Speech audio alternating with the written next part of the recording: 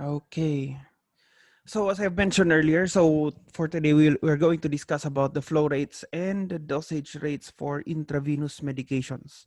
And then after finishing with this one, we are going to proceed with pediatric calculations. So we will be having two major topics for today. So let's start with the flow rates and dosage rates for intravenous medications. So as you can see from my PowerPoint presentation, you have here a nurse and administering IV medications. So he is using, or she is using, of course, an infusion set. Okay, and then probably she is counting how many drops coming out from this drip chamber. Okay, so this is what we call as your drip chamber. So if you, can you see the arrow? This one I am moving. Yes, Mr. Okay, okay. So I will be using this most of the time. So you need to be more aware about this. So there. So that is that's the drops. So it is very important for you to know this one because you need to, or most of your time with your patient, when your patient's having IV medications or IV infusions, you need to be counting how many drops is coming here every minute. Okay, so you need to be a master in counting that when you will be going to the wards. Okay, and then of course this is the medication that the patient or the nurse is giving, and this is what we call as your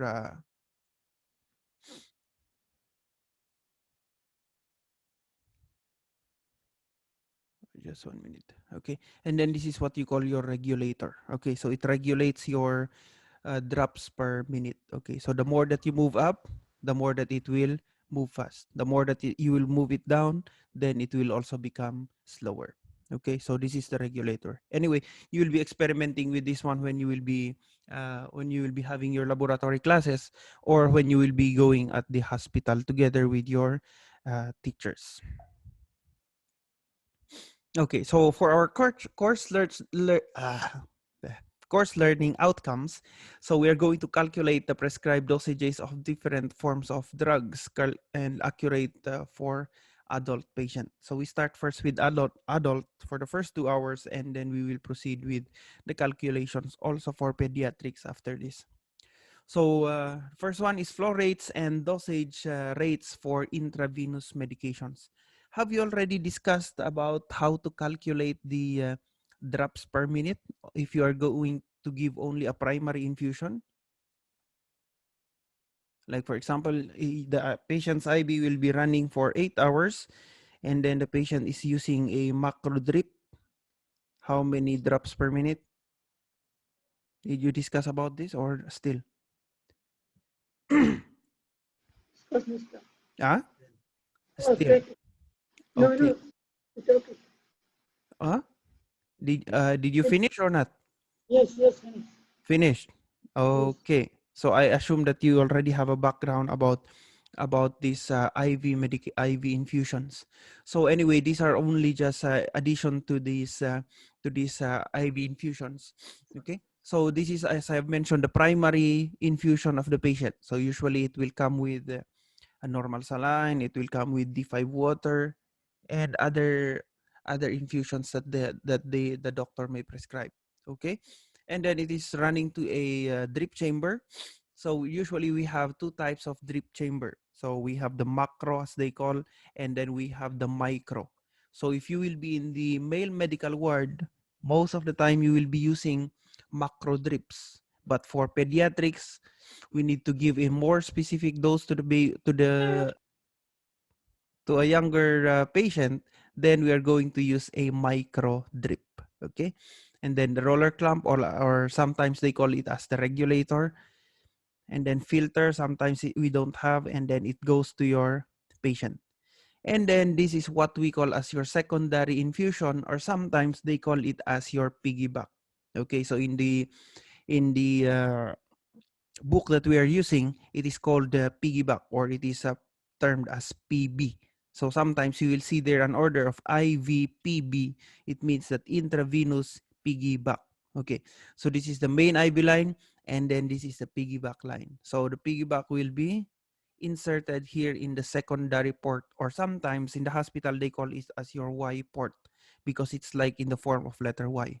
Okay, secondary port, Y port, they are basically the same. Okay, so our topic for today will be talking about the secondary infusion or the piggyback. So we will not be discussing about our primary infusion. Okay, so there we go. So we have here the basic formula that we are going to use. So the flow rate will be equivalent to volume over time. Okay, so when we are talking about volume, it is the amount of fluid that is present in this piggyback. Okay, so maybe it's 200 ml, 300 ml, 400 ml. Okay, so volume, it is the amount of, it is usually in ml. Okay, and then we have ml or liters. And then, or sometimes I have heard some teachers pronouncing it as milli. Okay, milli or ml, it is the same. So we are talking about milliliters. Okay, for me, I prefer to pronounce it as ml. Okay, so don't get confused with, sometimes they call it milli or ml. It is the same. So divided by the time, so it may come in hours, it may also come in seconds, it may come in days. Okay, so it's about time. So that's the flow rate. So how many volume per time? So it will come in ml per minute. It may come in liters per hour. Okay, so it depends. And then we have also about the dosage rate. Okay, so dosage rate, it means that how much medication, okay? So how much medication are we giving in a specific time? So our drugs or our medications, usually they are in the form of milligrams. So milligrams, or sometimes it may be in grams, it may also be in micrograms, it may also be in units. Okay, so it depends on what is the drug, or how is the drug prepared. Okay, so those are the common things, common drug dosages. So it will be coming in milligrams. So you'll find it most of the time, maybe 70-80% medications are in milligrams. Okay, and then of course we have there the time. So it depends, minutes, hours, or sometimes it may go to even days. Okay, so that is the dosage rate, and then that is the flow rate. So how fast will be the fluid to go to the patient? That is the flow rate. And then and then and then how much milligrams of medications you give?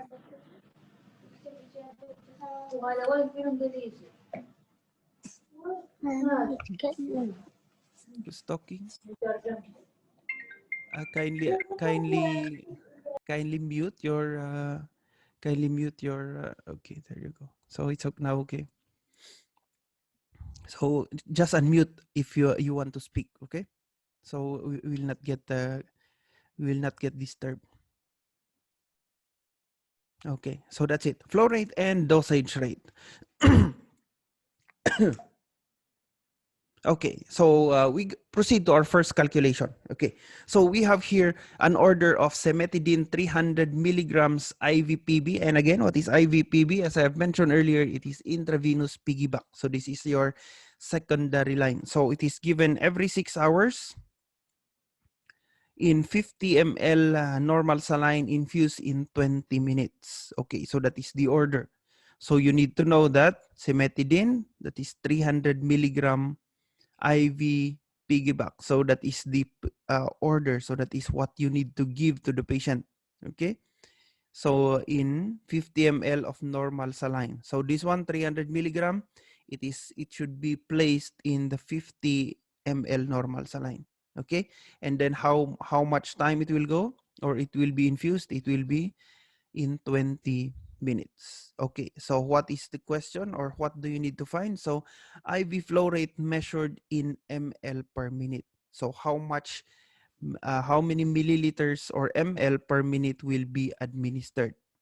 Okay, so can anybody calculate for me if you're going to do ml per minute? So to check the IV flow rate, so using this formula. So which one is ml there? It will be 50 ml. And then the number of minutes or the time, it will be 20 minutes. Am I correct? Hello. Please try to interact Yes, more. Mr. Okay, okay. So now try to calculate how much will be, what will be the answer. So how much you will give if uh, regarding the IV flow rate. So ml, 50 ml divided by 20, that will be how much? 2.5. Okay, so you will be giving 2.5 ml per minute. Okay, so that's the rate of the medication. So when you go back to the after doing the calculation, so you are going to go back to your patient, and then you're going to go back to your patient, and then you're going to regulate this one, and then be sure that it is going only 2.5 ml per minute. Okay, so there. And then we have the next one is the dosage rate. So how many, what is, it is measured in milligram per minute. So which one here is milligram? So it is 300, and then the minutes, it will be in 20 minutes. So you are going to divide 300 divided by 20. So you will be able to take the dosage rate. So 300 divided by 20, that is how much?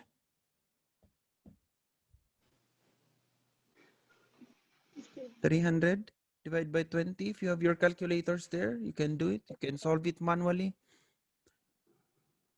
How much? 15. Ah? 15. Okay, so you'll be giving it 15 milligrams per minute. Okay, so that's how it goes. So you already know the dosage rate, or how many milligrams per minute are you going to give, or how many ml per minute. So regarding these two, the most important one is that you need to know is the ml per minute, because if you are going to be realistically, in the exam they can ask you anything, but if you're going to have your clinicals in the male medical ward or any ward in the hospital, they will be asking you about this IV flow rate or ml per minute.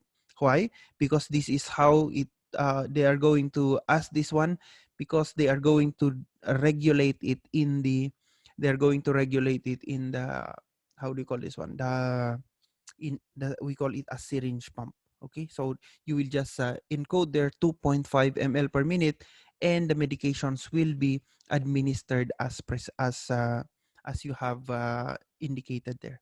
Okay, so the important thing is you should know how to calculate the flow rate in ml per minute. Okay, there you go. So that's the first one. So this is our calculation. So we have the first problem, which is volume over time. So we have there 50 divided by 20, and then you have answered it correctly, 2.5 ml per minute. And then the second question is about milligrams per minute. So how many milligrams per minute are you administering to the patient? So 300 milligrams per 20 minutes. So 300 divided by 20, it will come 15 milligrams per minute. Okay? Mr. Yes. Yes. Can you send the record, because it's a difficult session and I have a network problem. Yeah, after, anyway, yeah, I'm recording, so it should be recorded well, and then after our session, I will be I will be sending it to you, or I'll be posting it in the Odmodo. So it depends. Thank you, Just Mr. send me a message, okay? Because Okay. my mind is sometimes getting old, and I tend to forget things. So just No remind me. problem. I will remember you. Okay, thank you. Anyway, the important thing is it's recording, and I can send it to you as soon as we finish. Okay. And there. So the next one is that finding the dosage rate. So this is another one. So we are going to uh, calculate for the grams per hour. So one problem here is the order is cefoxitin 1 gram. So IV piggyback every 6 hours over 30 minutes. So drug on hand is cefoxitin 1 gram, and then it should be diluted in 50 ml. Okay, so you will have your medication, this one. So this will be the label in the vial of the medication, and then you are going to put 50 ml. I'm sorry, it is already prepared. So there is already 50 ml, and then it is containing 1 gram of cefoxitin. Okay, in some medications you need to prepare, so you need to put 50 ml, but for in the case of this medication, it is already prepared. Okay, so no need for you to prepare. So you only know that it is containing 1 gram and it is 50 ml. So now you are going to give it in over 30 minutes. So find the dosage rate in grams per hour. Okay, so here you need already to convert. Okay, so you know that 60 minutes is how many, in 1 hour, there are how many minutes? There is 60 minutes, correct? Okay, so you know that 30 minutes is equivalent to 0.5 hours. Okay, so there. And then the second problem here is change the dosage rate to the flow rate in millimeters per hour. Okay, so you are going to convert again from grams, and then you are going to convert it into milliliters, and then still it will be the same per hour. So how will we compute that? Okay, so we have here again, find the dosage rate in grams per hour. So we need to have here. So because 1 gram must infuse in 30 minutes, the dosage rate will be the weight of drug divided by the time. So 1 gram over 30 minutes. So you need to know how much you need to calculate about grams per hour. Okay, so the formula will be like this. So to change the minutes into hours, you are going to use 1 hour is equivalent to 60 minutes. So again, here we have this one. So 1 gram over 30 minutes and then multiplied by 60. Okay, so 1 times 60 and then 30 times 1. So that will be 60 divided by 30. So kindly calculate 60 divided by 30. Then please tell me the answer.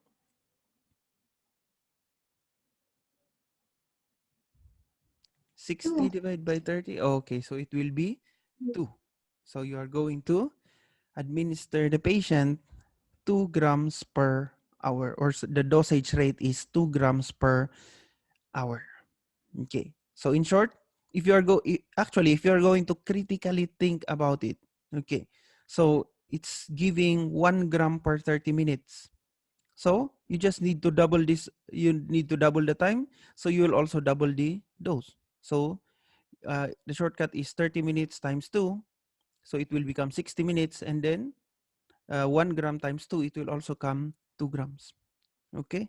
So there are some techniques and math that we can arrive with the same answer, but sometimes it's a little bit tricky to explain. That sometimes only your mind can explain. Okay, and I'm not a math teacher, so I will teach you the long method, and at the same time I'll try to teach you also in a simple way. Okay, so this one. So this is the long method. So 1 gram divided by 60, 60 divided over 1 hour. Okay, and then the answer will be 2 grams per hour. Okay, the second problem is change the dosage rate into flow rate in millimeters per hour. Okay, so so previously we have the 2 grams per hour, and then now we want to know how many ml we are going to give per hour. Okay, so this is where we are going already to use the 50 ml that is present in this one. Okay, so 50 ml. So 50 ml. So use the strength solution of 50 ml, so that is equivalent to 1 gram to form the unit fraction. Okay, so you need to have here 2 grams per hour and then multiply it by the volume of the solution, which is 50 ml. So 50 divided by 1 gram, so cancel the grams, so that you will be having ml per hour. So 2 times 50, that is equivalent to Okay, sorry. So that will be equivalent to, I'm sorry, I did not remove this one. So that will be equivalent to 100 ml. Okay, so the flow rate is 100 ml per hour. Okay, so that is how you solve this one. So again, this is the order: cefoxitin 1 gram, IV piggyback every 6 hours over 30 minutes. Drug on hand is cefoxitin 1 gram, and that's 50 ml. So grams per hour. Again, we are going to give 2 grams per hour. And then the flow rate will be 100 ml per hour. Okay, so there. It's a little bit confusing, but try your best to understand. Okay, so that's ml per hour. And then the next one is converting IV dosage rate to flow rates. Okay, so when okay, so the medication order reads heparin 1,250 units per hour IV, and the solution has 1,000 units of heparin in 1,000 ml of normal saline. So calculate the infusion rate in ml per hour. Okay, so heparin. Heparin, it is given as as an anticoagulant. So maybe our patient is having a thrombophlebitis or maybe a condition in the heart, like for example myocardial infarction, and we need to give the patient anticoagulants. So the measurement of heparin is in units. So we have here 1,250 units per hour. So that's what the patient should receive. Okay, and then IV solution has 1,000 units of heparin in 1,000 ml. So that is the stock dose. Okay, so that is what you have. Okay, so what you want to give to the patient, 1,250 units per hour. So what you have is 1,000 units of heparin in 1,000 ml of normal saline. So calculate the infusion rate in ml per hour. So how many ml per hour will you give your patient? So you want to convert first the prescribed dosage of 1,250 units per hour to flow rate in millimeters per hour. Okay, so this is what you want to do. So 1,250 units per hour, and then you want ml per hour. So use the concentration of the IV bag. Okay, so again, IV bag, this means that this is what you have. So 1,000 units in 1,000 ml to make the unit fraction. So 1,250 units, and then again 1,000 ml per 1,000 ml per 10,000 units. Okay, so please calculate. So 1,200. Okay, so you can cancel this one, these 3 zeros. Okay, so that it will make your life easier. So 1,250 times 1, that is 1,250. So divide it by 10. Please calculate. 1,250 divided by 10. 125. Okay, so it will come 125 ml per hour. Okay. So if you are going to go again to your patient and then you have calculated this one, go to your patient and then go to the infusion pump, and then you are going to regulate the infusion pump 125 ml per hour. Okay. So that you will be able to give the dose of the patient, which is 1,250 units per hour. Okay.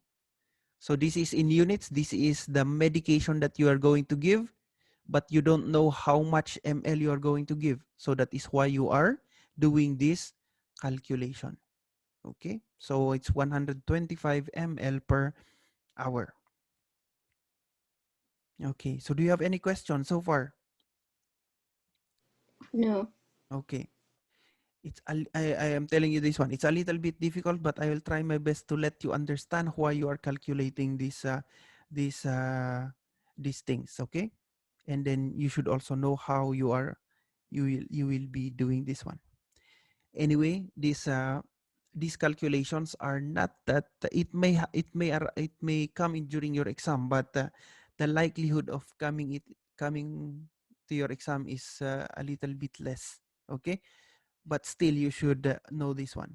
So the important thing about the what I am teaching now is you are going to use this in your clinicals, because your teachers will be asking you a lot of these questions during your clinical. So it's very important for you to know. Okay, so next one is converting the IV flow rates to dosage rates. Okay, so calculate the number of units of regular insulin for a patient receiving per hour if the order is 500 ml normal saline with 300 units of regular insulin, and its infusing rate is 12.5 ml per hour via the infusion pump. So you want to convert now the flow rate from ml per hour to the dosage rate in units per hour. Okay, so the story behind this one is calculate the number of units in regular insulin. So regular insulin, it is a medication that is being used by diabetics, and I believe you know already that. Okay, so it is given, so it will be more effective. It will be better if we are going to know how much units is given every hour. So it is not already in ml that's important, but it is how much the patient or how much insulin is the patient receiving. Okay, so if the order is 500 ml with 300 units, okay, so 500 ml of normal saline. Okay, so this is the IV, and then we are going to add 300 units of regular insulin. So that is what we have. Okay, and then it is infusing, or in the infusion pump, it is giving 100 or 12.5 ml per hour. So now we want to know how many units is being given to the patient per hour. Okay, because maybe we are giving too much, and then it might cause hypoglycemia to the patient. So it's very important for us to know how much units per hour. So how will we know that? So the formula here is 12.5 ml per hour. That's what we want to know. And then we want to know what is the units per, I'm sorry, 12.5 ml per hour. So that is the rate. Okay, there. And then we want to know how many units are we giving. Okay, how much medication are we giving per hour. So as I have mentioned earlier, that medications will come in different units, like maybe in units, it may be in milligrams, it may be in grams. So this time in regular insulin, we are using units. Okay, so this is how we are going to calculate. So using the strength of the solution. So when we say strength, it means that what we have. Okay, so strength of the solution, it is 300 units per 300 units per ml. So you do this online of the following. So 12.5 ml per hour, and then we're going to have here 300 units per 500 ml. Okay, so you are going to cross out the zeros so that it will be easy for you to calculate, and then cross out also the ml. Okay, so what will be left is what we need, that it should be in units per hour. Okay, so now you're going to multiply 12.5 times 3, and then you're going to divide it by 5. Okay, so 12.5 multiplied by 3, it will come 37.5. Okay, and then we have here divided by 5. So how much now will be what will be the answer now? So 37.5 divided by 5, using your calculators, please. 7.5. Okay, so you are going to give the patient is receiving 7.5 units per hour. Okay, so the infusion pump is giving 12 ml per hour. Okay, but the dosage the patient is receiving 7.5 units of regular insulin per hour. Okay, so that is the dose. Okay, so as we have mentioned in the first slide, we're going to calculate for the flow rate, or we are going to calculate for the dose. Okay, so this time what we just calculated is the dose of the insulin. Okay, so there. So that is the first part. Okay, the second part is the safe dose. So when we say a safe dose range, it means that we can give something for the patient. So there is a range. Like for example, you can eat eggs per day. Okay, but in order for you to be healthy, you need to only eat 1 to 5 eggs. Okay, so if you eat 2 eggs in one day, is it safe for you? Yes. If you eat 3, yes, it is still safe because you are still within the 1 to 5 range of eggs per day. But if you have taken 7 eggs per day, so it is already not good. Okay, so or it is already out of the safe dose range. So that is the same with your medications. Okay, so if you are going to give in excess, then it's not good. Okay, then if you are going to give it less, it may not also be effective. Okay, so we have here a dose range. So you will be expecting that there is from and there is to. So like for example this, the recommended dose is 0.5 to 2.5 milligrams per minute. So that is the safe dose. If your calculation is 0.4, then we are giving the patient a lower dosage. So the medication might not be effective. And if we have calculated and then it is more than 2.5 milligrams, maybe we have calculated and it is 3, then we can say that we are giving an overdose and the patient may suffer from adverse effects. Okay, so that's why we have this so-called recommended safe dose range. Okay, so did you understand what does it mean? Safe dose range? Yes or yes? Hello. Yes, Mister. Okay. So at least I have heard somebody. Mister, Yes. safe dose from 5 to 2.5. Yeah. In this order that we are going to calculate. But it depends. There are some so there are some safe dose range that may say the safe dose range is 0.1 to zero point 0.3. Okay. So it depends on the medication. It depends on the drug that the doctor will prescribe. They will have their own safe dose range. Okay. Okay. So this is not given. This is not exact all the time. Okay. So so let's go to the calculation. So IV bag contains 1,000 ml of normal saline with 500 milligram of a drug. It is infusing at 12 drops per minute and the drop factor is 10 drops per ml. Okay. So I guess the one thing that is new here is 10 drops per ml. Okay. So we have this. Let's go back. So this is again the drip chamber, correct? And then this one. So this is your fluid, which is coming from your IV bag. Okay. So you are going to count this one, which is dropping from the drip chamber. Okay. By the way, GTTS, it means drops. Okay. It is the same as drops. GTTS. Okay. So for every drop, 1, 2, 3, 4, 5, 6, 7, 8, 9, 10. Once we complete 10 drops, then that is equivalent to 1 ml. Okay? There are other drip chambers which have a smaller one, and then it will only have if it will only have 20 drops per ml. Like in the case of this one, I believe that this one is having only 20 drops per ml. In some cases, like for the pediatric dose, they will have 60 drops per ml. Okay, but most of the time, the ones that we are using in the hospital, in the male medical ward, it's 20 ml. Only for this problem that we are solving, it is saying 10 drops per ml. Okay, So where will you see this one? If how many drops per ml? You will see it in the package once you are going to open. It is written there how many drops per ml. Okay.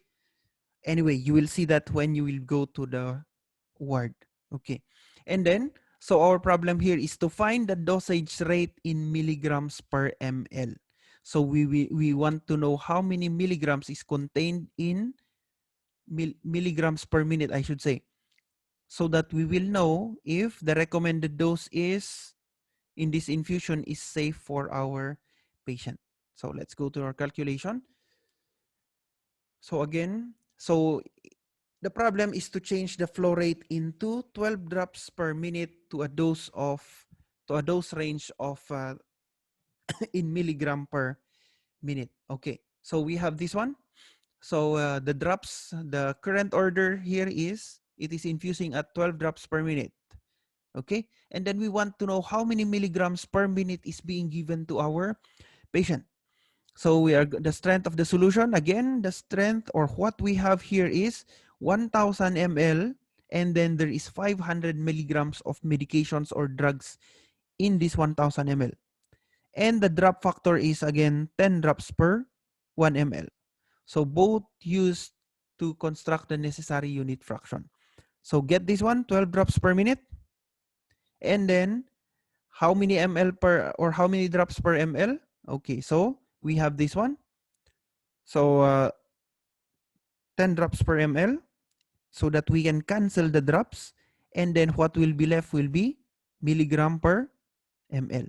So cancel drops there, cancel ml, cancel ml. So what is left? Milligram per minute. So multiply now 12 times 500, and then multiply also 10 times 1000, or you can cancel 0, 0 and 0, 0. So it will be 12 times 5 and then 10 times 10, and then divide it. So kindly calculate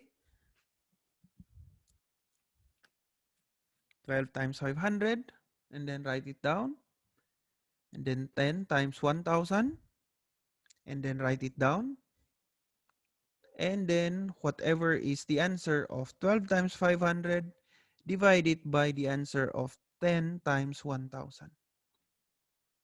So anybody who already calculated?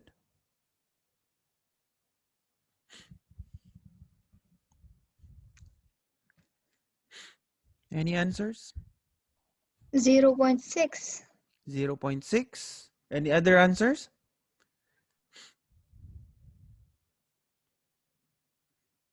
Other answers?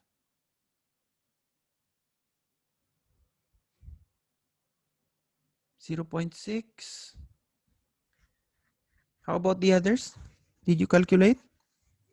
Same. The same? Okay. So the answer is, oh, I'm sorry about that. I forgot to put a there. So the answer is 0.6 milligram per minute. Okay. So now we want to know if the dose is within the safe range. So the recommended dose is 0.5 to 2.5 milligram per minute. And our answer is 0.6. So is the infusion safe for our patient, or is the infusion in the safe dose range? Yes or no? No. Huh? No. No? Who says yes?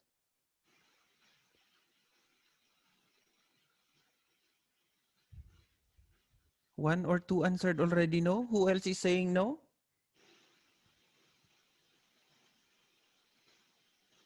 Anybody else saying no?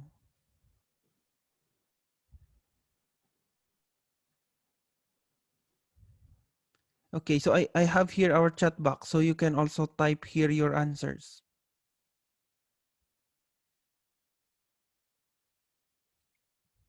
You know how to use the chat box in your Zoom? There. Okay. So just write your answer, or just give me your answers here in the chat box if you want, if you don't want to talk. Okay, so is it safe?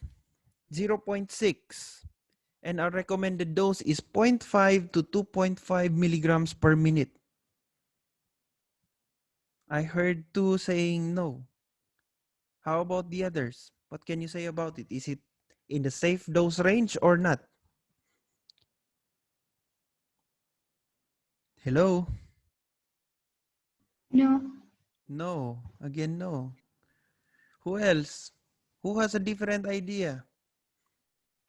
Is it yes or no? So No. 3 already said no. 4 said no. No. 5 said no. No one is saying yes? Again, the safe dose range is 0.5 to 2.5. And your answer is 0.6. Is it safe to give to your patient? So the lowest you can give your patient to say it's safe is 0.5. The maximum dose that you can give is 2.5. And then you have calculated 0.6. Is that fine or no? Going back to the eggs, as our examples earlier, minimum that you can eat, let's say in one day, is 1. The maximum is 5. And then you have eaten 2. And then you are still safe. If you eat 3, you're still safe. If you eat 4, still okay. If you eat 5, it's still okay. But if you get 6, then that is already too much. And then if you did not eat, because 1 should be the minimum, and then you did not eat any egg for that day, then it's not also good. So going back to this one, our recommended dose is 0.5, which is the minimum, and 2.5 as the maximum. And then you have calculated 0.6 milligram. Do you think it is safe or not? Hello? Hello? No, mister. Ah? No. No? Why? Why no? It's less than 2.5. Yeah, but here, our minimum should be 0.5. Is it between 0.5 and 2.5? Does 0.6 fall under 0.5 to 2.5? Yes or no? Yes. Yes. Okay, so we are giving a safe dose. Correct? Yes. Okay. So yes, we are giving the safe dose because 0.6 is between 0.5 to 2.5. So if we have calculated here still 2 milligrams per minute, do you think that's still okay? Hello? Mister. Yes. Yes. If you have any questions, please ask me. Ah? Or 0.5. Ah? Is it 5 or 0.5? 0.5. This is 0.5. 0.5. Yeah. Okay. Okay. So this is 0.6. So it is considered still safe. Okay. So if your calculation is 2.3, it is still okay. If your calculation is 0.5, it is still okay. If your calculation is 2.5, it is still okay. But if your calculation is 2.7, it is not already on the safe dose. If your calculation is 0.3, then it is not already in the safe dose. Okay, so I'm sorry if you got confused with this one. So this is 0.5, okay, or 0.5, it is the same. So there. So that is the safe dose range. So again, different medications will have their own recommended safe dose range. So this 0.5 to 2.5, it is not fixed. Okay, so any medications can have their own safe dose range. Okay, so that's it. So as again, so yes, because 0.6 is between 0.5 and 2.5. So this infusion is the safe dose range. Okay, so next one is still a safe dose range. So heparin is or the order is heparin 4,000 units. So continuous IV in 1,000 ml of D5 water infused at 30 ml per hour. Okay, so the order is this one.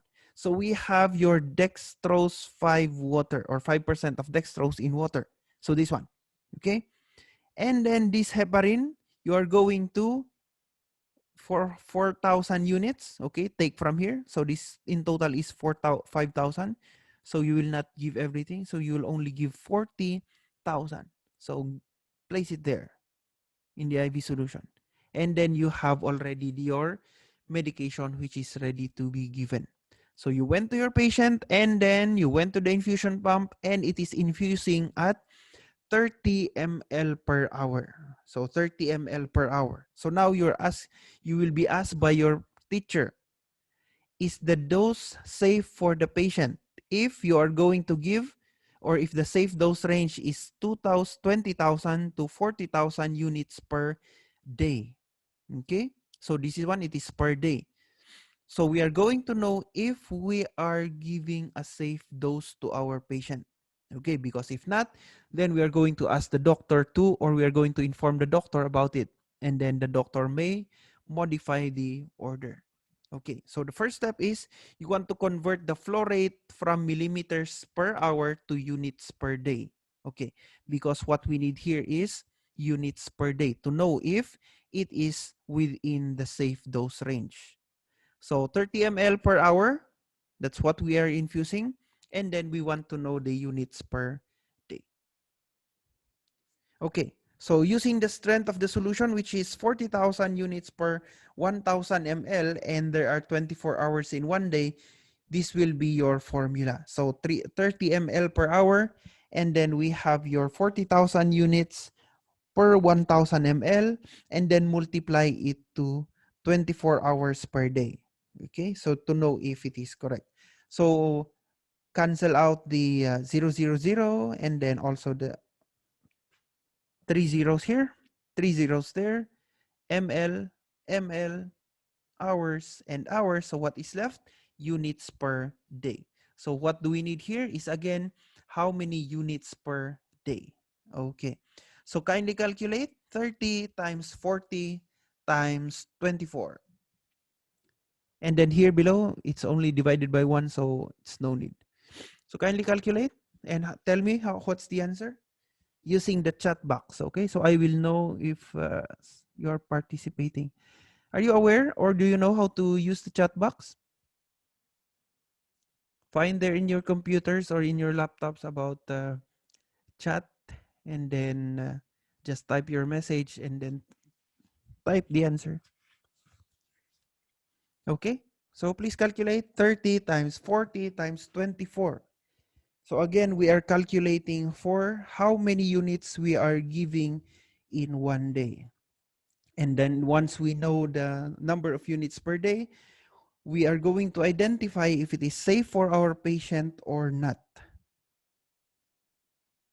Okay, so please calculate now. Who has the answer? Please use the chat box. Okay, so one answer is there, 28,800. How about the others?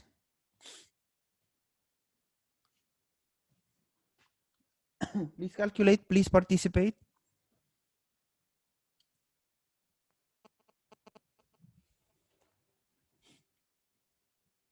30 times 40 times 24. So only one did the calculation? Only Bushra? Bushra 55? Who else did the calculation?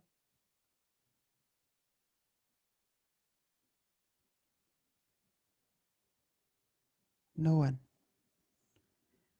Okay, so I don't want to take this long. So we have, let's see if the Bushra's answer is correct. Okay, so the correct answer is, yeah, 28,800 units per day. Okay, so there. So that's the answer. So now going back again to the second question, if is it safe for our patient. So is it safe? So our safe dose range is 20,000 to 40,000 per unit. So our answer, which is 28,000 units per day, is it within the safe dose range? Hey, please answer. Yes, Yes. Mr. Okay, so it is safe for our patient. Okay, so that's how you're going to calculate the safe dose range. So to know if we are giving the safe dose or not. Okay, there you go.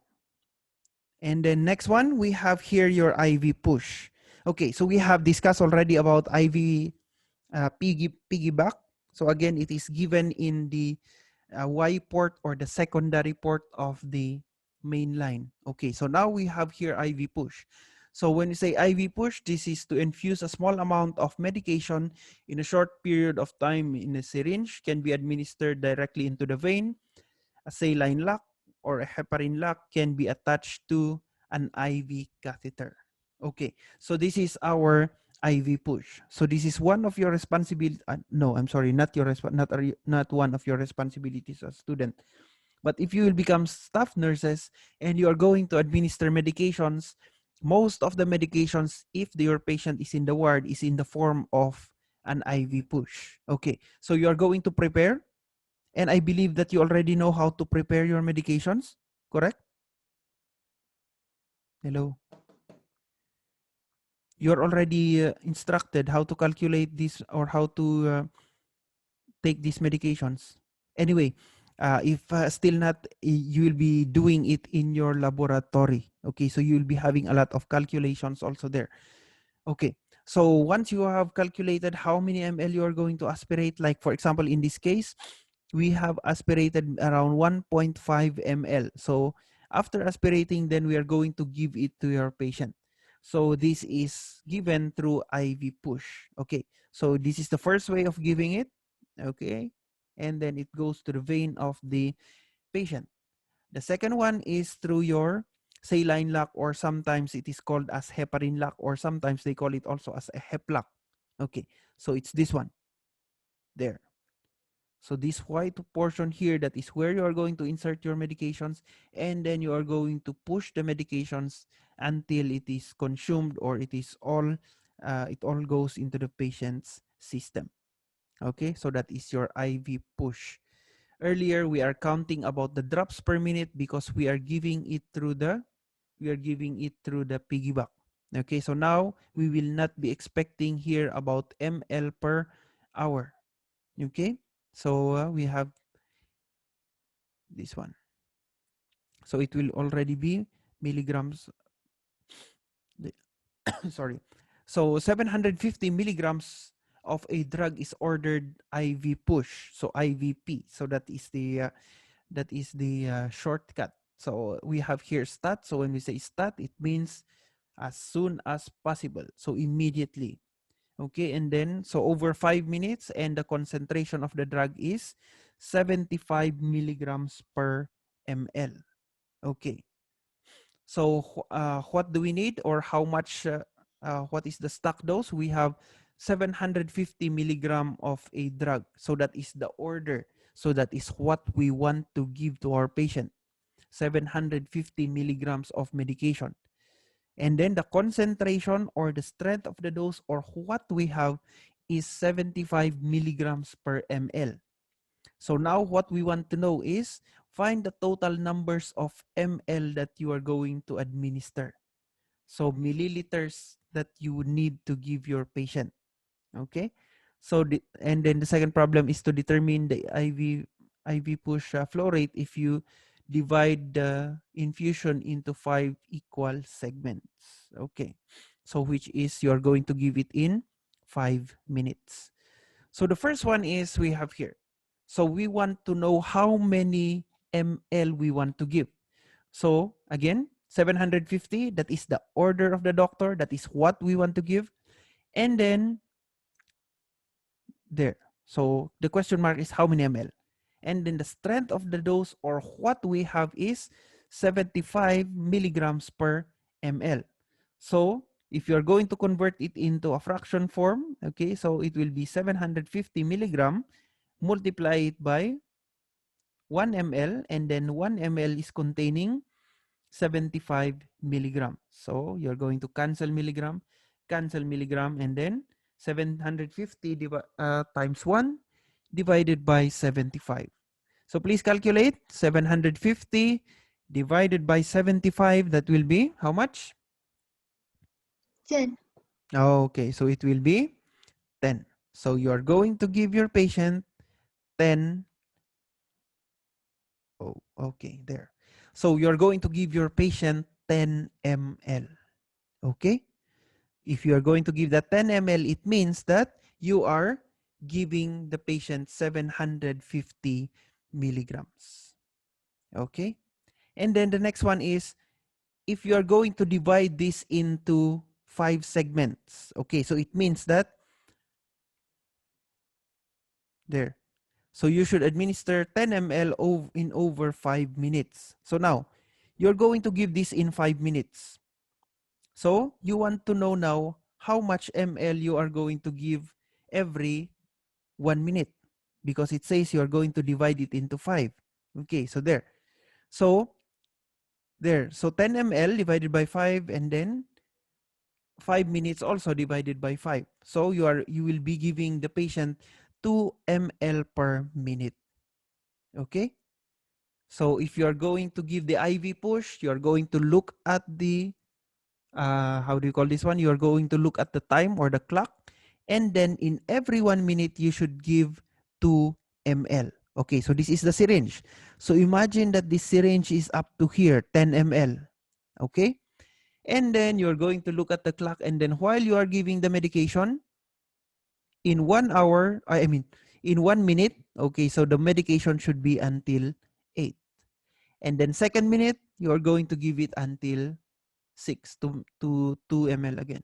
And then the third minute, you're going to give it until 4. Okay?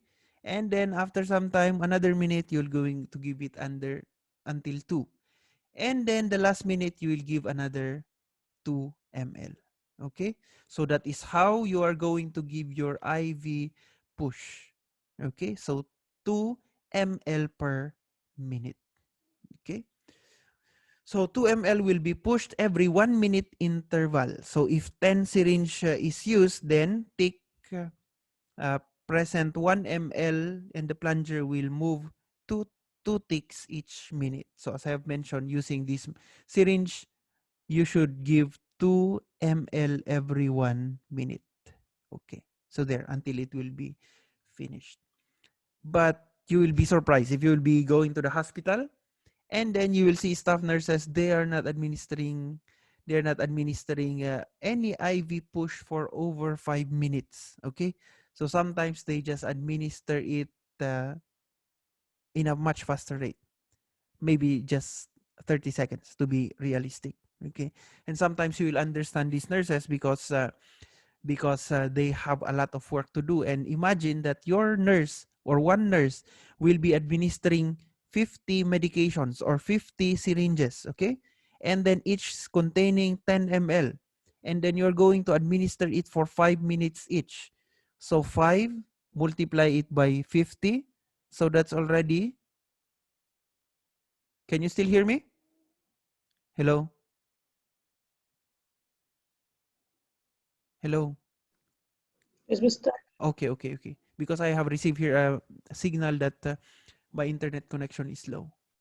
Okay, so going back, sometimes this is not realistic. If you will go to the hospital, you'll find there the staff nurses, and then they are not giving the medications that long. Sometimes they will give it only in just few seconds. And then you will understand them, because as I have mentioned, if you're going to give this medication for 5 minutes, and then you're going to give 50 medications, so that's 5 times 50, that's around 250 minutes. 250 divided by 60 minutes, that is around 4 hours. 4 hours. So your time is not enough to give this medication. So sometimes what we practice in the hospital is not already the ideal setup, because we don't have enough time. Okay?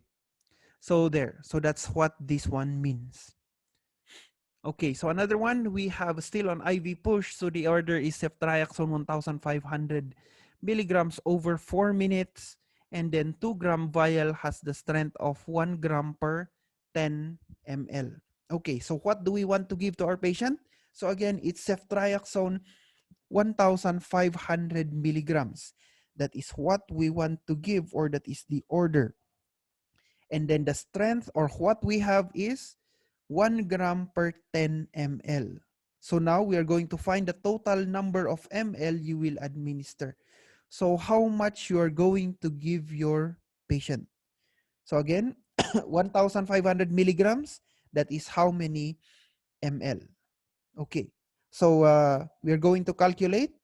So the strength again is 1,500 milligram, and then multiply it there, because our strength is computed in grams. So we need to do a conversion.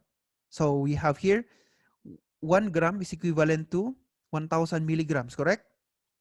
Yes. Okay. So we have it there. And then our solution here is, or our strength is 1 gram per 10 ml. So 10 ml divided over 1 gram. So cancel milligram, and then cancel also gram, cancel gram. So 1,500 multiplied by 10 and then divided by 1,000. So please calculate so that we will know how much ml we are going to administer our patient. Come on. 1,500 times 10. So that's 15,000 divided by 1,000. So what will be your answer? Hello? Anybody doing the calculation? 15. Okay, so we'll see if it is correct or not. So the correct answer is 15 ml. Okay, so 15 ml will be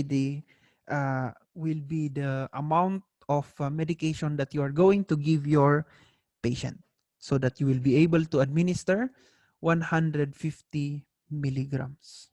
Okay, so there. And then the other one is determine the number of ml you will push during each 30 seconds. Okay, so now the problem is asking how much ml you're going to give in every 30 seconds. So again, we have here, it should be given in 4 minutes. So how will you solve that? So we have here 240. So that is because it's given here over 4 minutes, correct? So 4 times 60. So that's 260 minutes. So 4 minutes, or it is the same as 260 seconds. And what we want to know is how much we are going to give every 30 seconds. Okay, so that is there. Okay, so 30 seconds. So 240 divided by 30 is equivalent to 8. So you just need to divide 15 ml divide by 8, and then 240 seconds divided by 8. So it will come 1.875 divided by 30. So please calculate how much will that be? 1.875 ml divided by 30. So that we will know the answer in ml per second.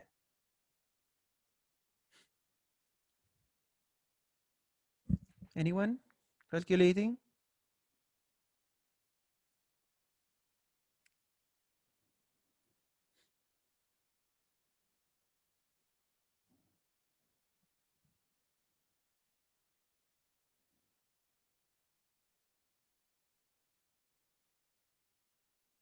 What's the answer?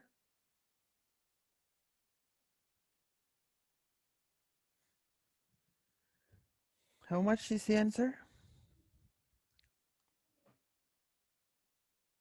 Hello? Anyone doing the calculation? 0 point Yes, 0 0 point. 0625. Okay, so the answer will be 0.0625. I'm sorry. I got also confused, sorry. So I'm sorry, that's our final answer, okay? So it's 1.875 per 30 seconds. Okay, there. So no need for you, I'm sorry, no need for you to divide or 1.875. So for you not to uh, not to get confused about these long decimal places, just round it off to the nearest number here, nearest tens, I think. So it will be 1.9 ml per 30 seconds. Okay. So just divide this by 8. I'm sorry. Okay. And then you will arrive immediately with the answer. So it means 1.9 per 30 seconds. So earlier we are giving 2 ml per 1 minute. So now, if you're going to give it in seconds, it will be 1.9 ml. Okay.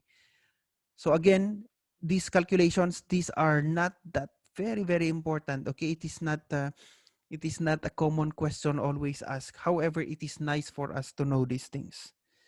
Okay. But the first one, this is, wait.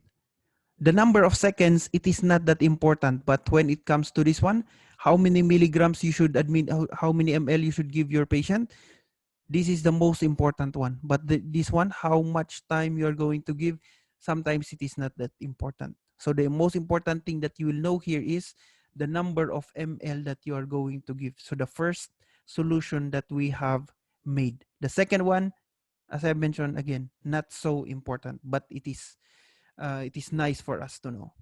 Okay, there. Okay, so next one is the compound rates.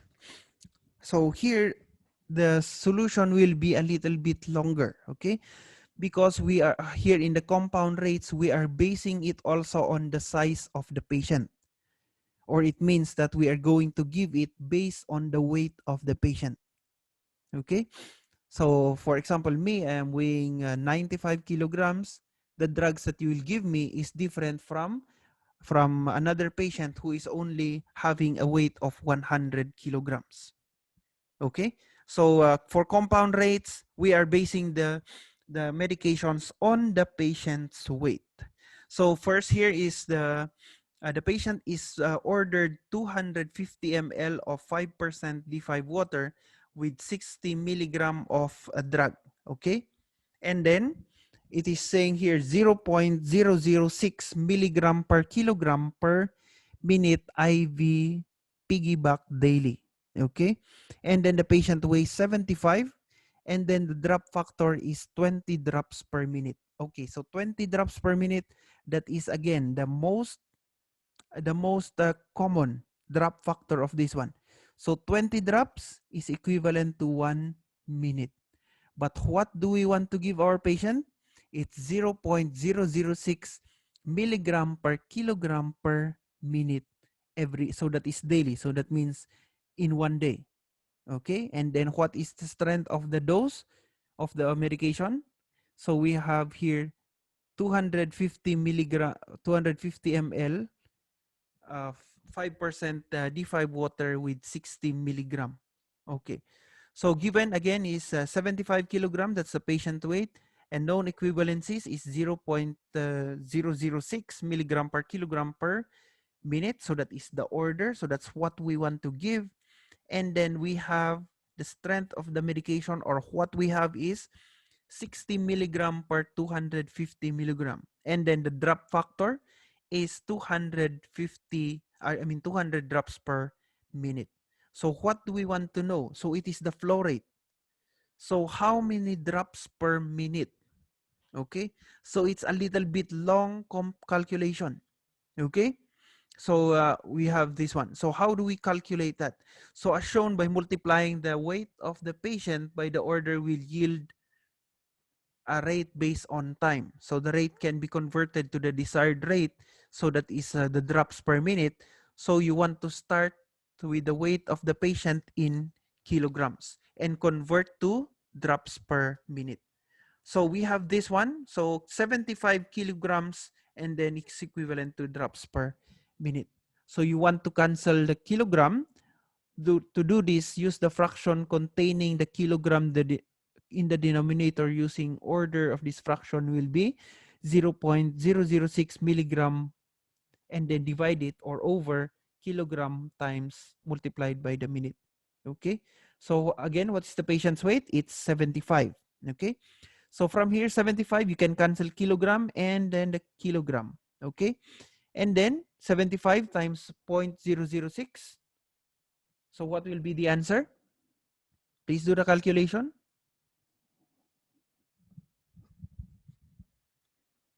75 multiplied by 0.006. So that will be 0.45. okay. So it will come 0.45. Okay, so that's our first step. Okay, and then followed by followed by this one, the solution, or what is the strength of the medication. So what do we have? So we have here our calculation, and then you're going to use this one. So multiply it by 250 per 60 milligrams. So where did we get this one? It is again the strength of the medication. So now what is left in the ml is the numerator. So you could want ml to cancel ml. So you need the fraction with ml as the denominator using the drop factor. So our drop factor is 20 drops per ml. Okay, so again, 20 drops per ml, it is this one. Okay, so everything now here is used. So 75, which is the weight of the patient, 0.006 milligram per kilogram per minute is, this is the prescribed one. This is what we want to give. And then this is the dose of the medication that we want to, that we have. And then we are going to multiply it by the drops per, or the drop factor. Okay, so kindly multiply. So 75 multiplied by 0.006 multiplied by 250 multiplied by 20, and then whatever the answer, it will be divided by 60.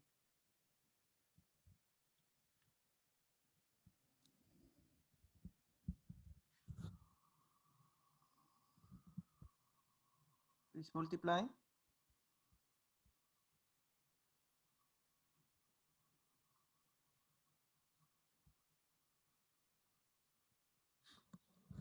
Are you multiplying? Are you calculating, I should say?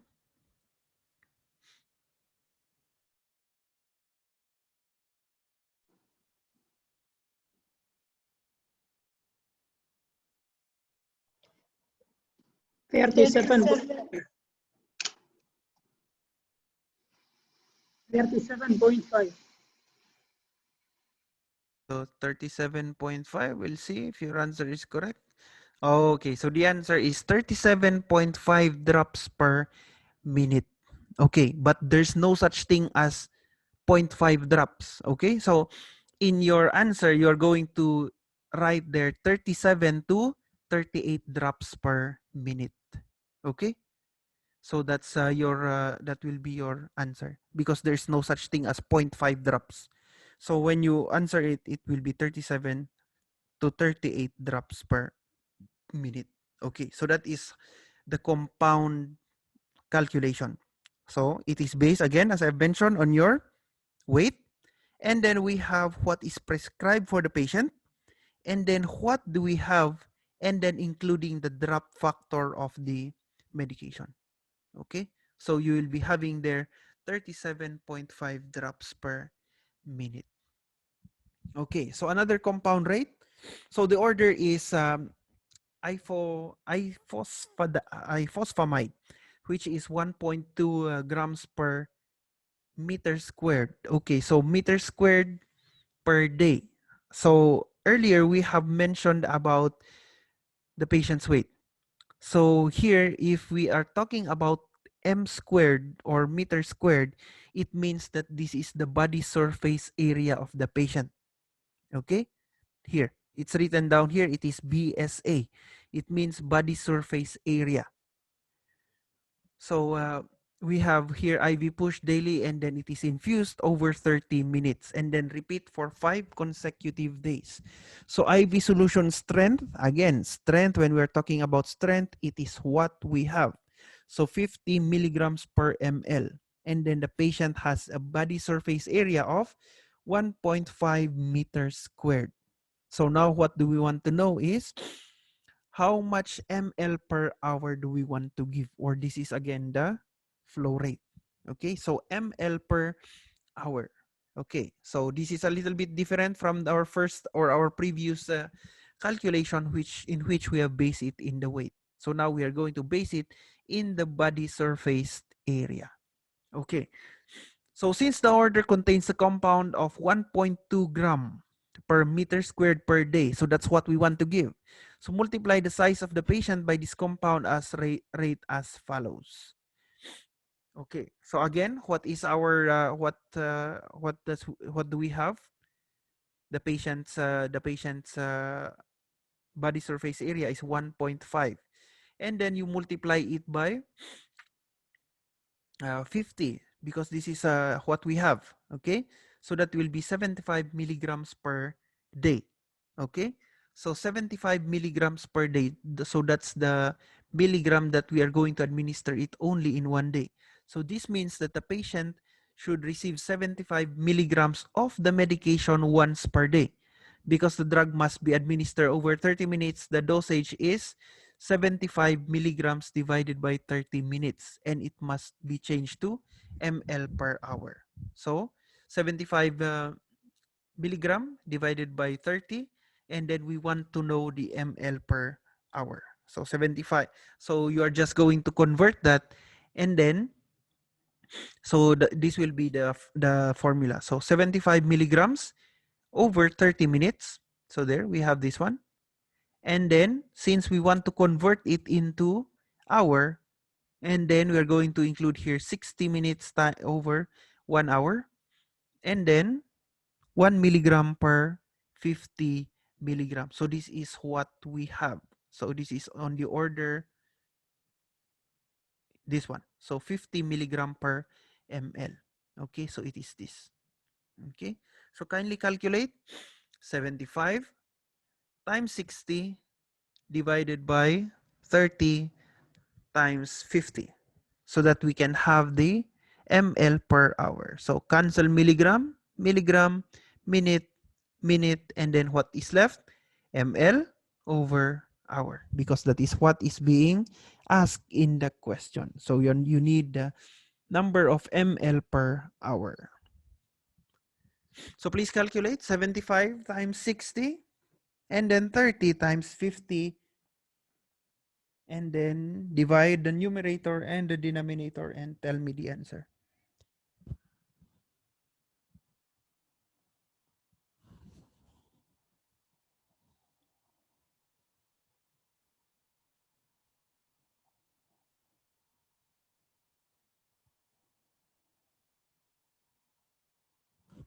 Anybody already calculated? Three.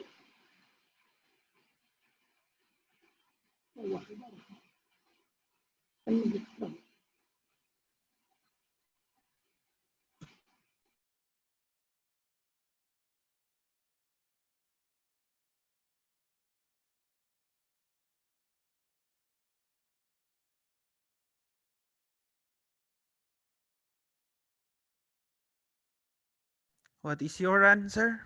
How many ml per hour you need to give your patient? One answer said 3. Is that correct? Who disagrees and 3. have other answers? 3. What else? Any other answers?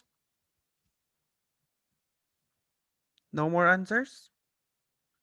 So 75 times 60, that is 4,500. And then 30 times 50, that is 1,500. So 4,500 divided by 1,500, the answer is 3 ml per hour. So you are going to give the patient 3 ml per hour. So that is the flow rate. So again, it is based on the body surface area of the patient. Okay. So first thing, you need to calculate how many milligrams per day you need to give basing from the patient's body surface area. So you are able to identify that you need to give 75 milligrams per day. Okay. And then afterwards, you're going to calculate, convert it into hours since that is in minutes. And then you are going to calculate here also, you are going to add your or to be multiplied by your stock dose or what you have. Okay, so your answer will be 3 ml per hour. Okay, so another one, compound rates. So the patient's weight again. So patient weighs 80 kilograms and must receive a drug at the rate of 25 micrograms. So MCG, meaning it is in micrograms. So some medications which needs to be administered in a very minimal amount will be using the unit microgram, so MCG. By the way, in MCG, how many micrograms are there in 1 milligram? So it will come 1,000. And then 1,000 milligrams is equivalent to 1 gram. And then 1,000 grams is equivalent to 1 kilogram. Okay, so there. So microgram, it is the smallest unit when it comes to grams. Okay. So the patient needs to receive 25 micrograms per kilogram per minute. Okay, so how many micrograms per minute should the patient receive?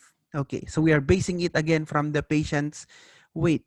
And then the second question here is, how long will it take for the patient to receive 50 milligram of the drug? So it is asking here about also the time. Okay, so multiply the size of the patient for the order as follows. Okay, so you're going to the first one is you are going to, since we need microgram per minute. Okay, so we have here, so it is already converted. So 25 microgram is equivalent to 0.25 milligrams. Okay, so multiply it by 80. So 80 times 0.25. Please do it.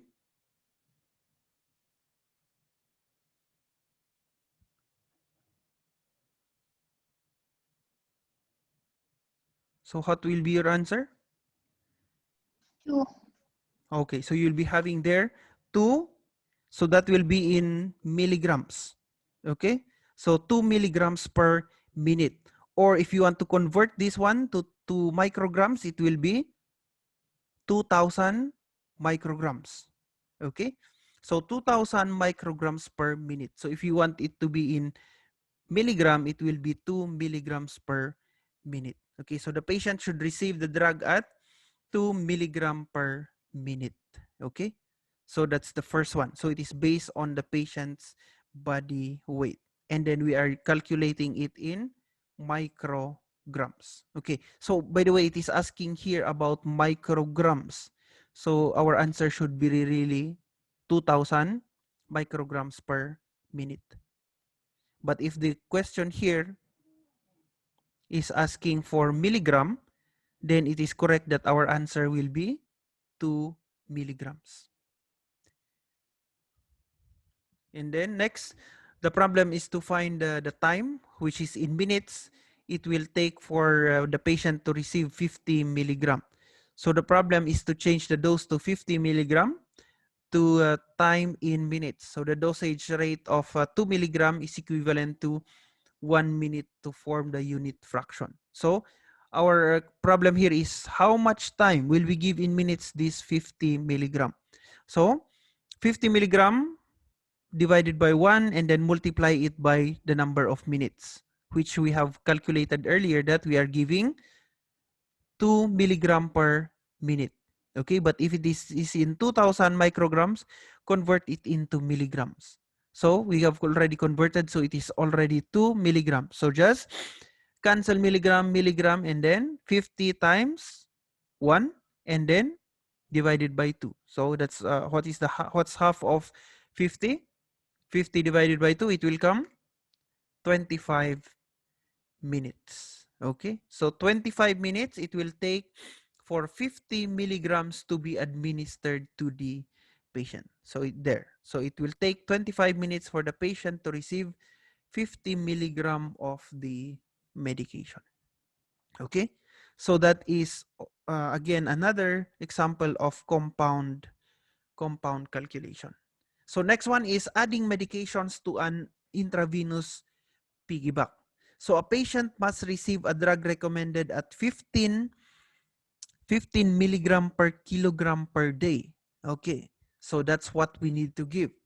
Patient must receive a medication 15 milligrams per kilogram per day. So if a patient weighs 100 kilograms, how many milligrams per day?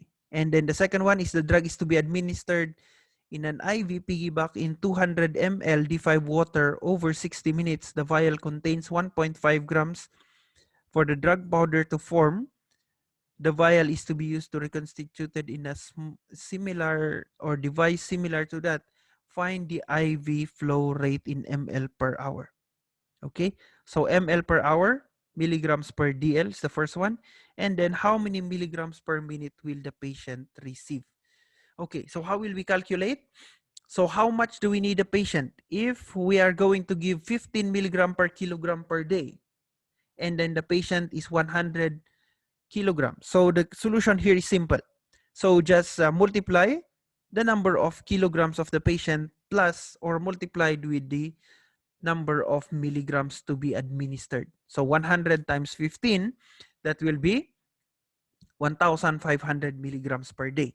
So that's what we need to give our patient in a daily basis.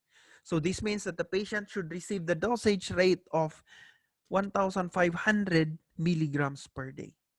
Okay, so there, it's easy. So milligrams per day, per kilogram per day, just multiply the number of milligrams times the weight of the patient.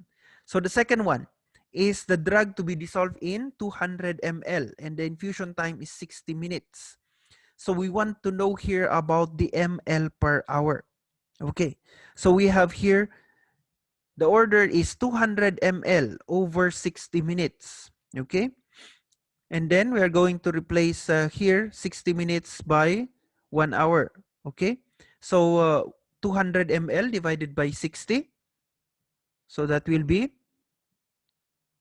200 ml per hour. Okay, so it is the same here. So and then what we are asking is about hour. So we are safe because 60 minutes is the direct order and 60 minutes is equivalent to 1 hour. So we are giving the patient 200 ml per hour. Okay, so the flow rate is there, 200 ml per hour. And then the third one is the problem is to find the dosage rate in milligram per minute. So because the patient is receiving 1,500, so that is our that is what we have calculated earlier. And then in 60 minutes, the dosage rate is, so you're going to calculate. So 100, I'm sorry, it's 1,500 milligrams divided by 60 minutes so that you will know how many milligram is being given per minute. Okay, so can you calculate 1,500 divided by 60? That will be answer. What will be the answer? 25. Okay, so it will be, what will be the unit? It will be 25 milligrams per minute. So the dosage rate is 25 milligrams per minute. Okay, so that is how we are calculating compounds. Okay, so when we say calculating for compounds, it involves already the patient's weight, or it also involves the patient's body surface area.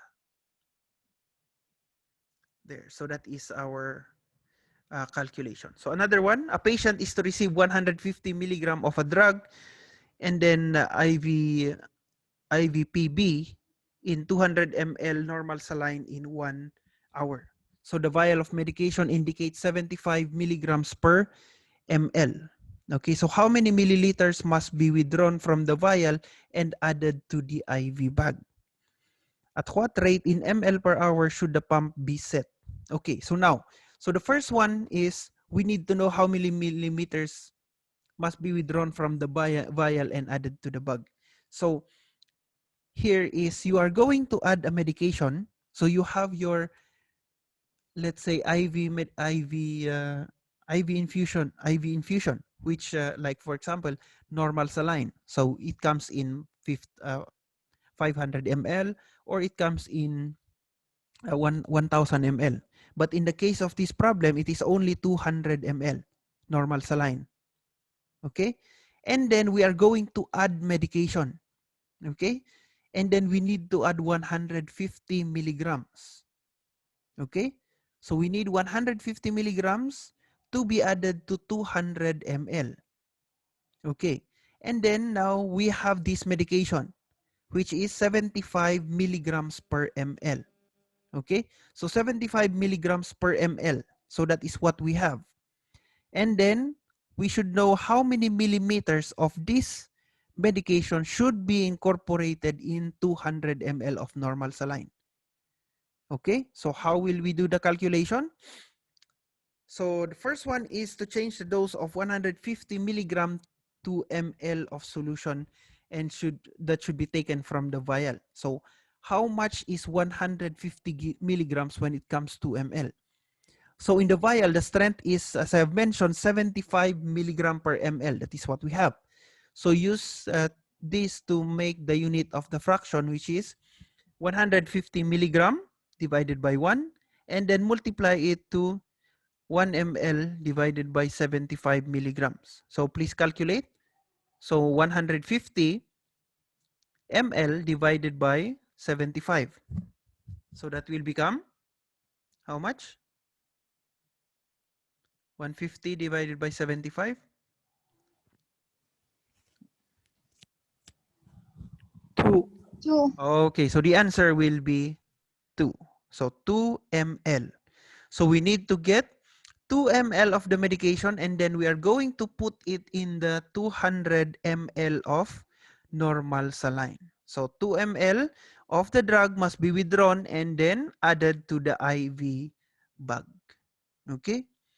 So the next problem is, at what rate in ml per hour should the pump be set? Okay, so we need to have ml per hour. Okay, and then so first one is to include the volume of the drug added to the IV. So we have in our calculation earlier, we need to put the 2 ml of the medication, and then we're going to add it to the 200 ml. So 200 plus 2 is 202 ml. And then because the infusion will last for 1 hour, so how much you are going to give? So this one, the order is to give it in 1 hour. So it will be, you're going to give it all in 1 hour. So in short, it will just be 202 ml per hour. You get me? So everything will be given in 1 hour, because our order here is it should be given in 1 hour. So everything 150 milligram, or the 2 ml that we have taken, place in this 200 ml. So that's 202. And then it says here in 1 hour. So it will be how many ml per hour? It will be 202 ml per hour. Okay? So that's your adding medications in the IV piggyback. So you need to add these medications. So examples of these medications that you're going to add in the piggyback, or you're going to add it in the solution, is we have vitamins B and C. So you need to mix together vitamin B and C, and then after mixing, you are going to incorporate it in the normal saline, and then you are going to give it to the patient. Okay, so that is your calculation for this one. Next one is titrated medication. So when we say titrated medication, so you are going to calculate, and then so when we say titration, it means that you are going to give according to according to your patient's need. Okay, so like in the case of this one, the order is oxytocin to start at 1 milliunit. Okay, so milliunit, it means there is 1,000 milliunits to form 1 unit. Okay, did you get me? It's like microgram. 1,000 microgram is equivalent to 1 gram. So milliunit is 1,000 milliunit will be equivalent to 1 unit. Okay, so the order is 1 milliunit per minute IV and may be increased to 2 milliunits every 15 minutes to a maximum of 11 milliunit per minute. Okay, so it's a little bit complicated. So there. And then the IV strength is 10 milliunits per ml. Okay, so the titration here, when we say titration is because of this one, it may be increased to 2 milliunits per minute every 15 minutes because we want the desired effect of oxytocin. But if we are not able to get the desired effect, then we are going to increase. Okay, so we can increase to 2, 3, 4, 5, 6, 7, as long as we are increasing it only every 15 minutes. Okay, and then the maximum dose will be 11 milliunits. If we are not having the effect of oxytocin, okay, we are going to increase to 2. And then after 15 minutes, still the effects of oxytocin is not there. And then we are going to add another one. So it will become 3. And then another 15 minutes, we add another one. It will become 4, 5, 6, 7, 8, 9, 10, 11. But it has already reached 11 milliunits per unit. Then we cannot already give this, or we cannot already increase because we have already reached our maximum titration. Okay? So that is what we call as titration. 1 milliunit per minute to a maximum of 11 milliunits per minute. Okay? So that is the titration. Okay, so now what medication do we have? So there. So we have 10 milliunits per ml. So we are going to calculate the initial pump setting in ml per hour. Okay, so that's what we need. That's the first thing that we need. And then we are going to construct a titration table basing from this order. Okay, I will show you this later. So the first thing is we need to calculate how many ml per hour. So we need 1 milliunit per minute, and then what we want is the ml per unit. So we're going to write here. So 1 milliunit per unit. Okay, so that's the order. And then next one is what we have is 10 milliunits per 1 ml. Okay, so 1 ml with 10 milliunits. And then we need it in the hours. Okay, so we are going to put here our, again, 60 minutes in 1 hour. So cancel milliunits, cancel minutes, and then what is retained is ml and hour. So what you need to do now is 60 divided by 10. So what will be the answer? It will be 6 ml per hour. Okay, so that is the initial flow rate if we are giving 1 milliunits. So 6 ml per hour.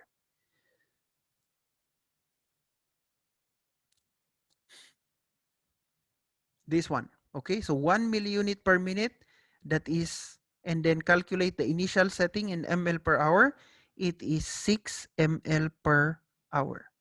And then now, we want to know the titration. Okay, so about this one, it may be increased to 2 until 11 in every 15 minutes. So this is how it would look like. There. So this is your plan. I know that it is very difficult for you to understand, but I will try my best to explain. So this is the order that we have calculated. 6 ml per hour if we are giving 1 milliunit per minute. Okay. But the effects of oxytocin is not being seen in the patient. After 15 minutes, then we are going to increase with 1 milliunit per minute. So it will already become 2.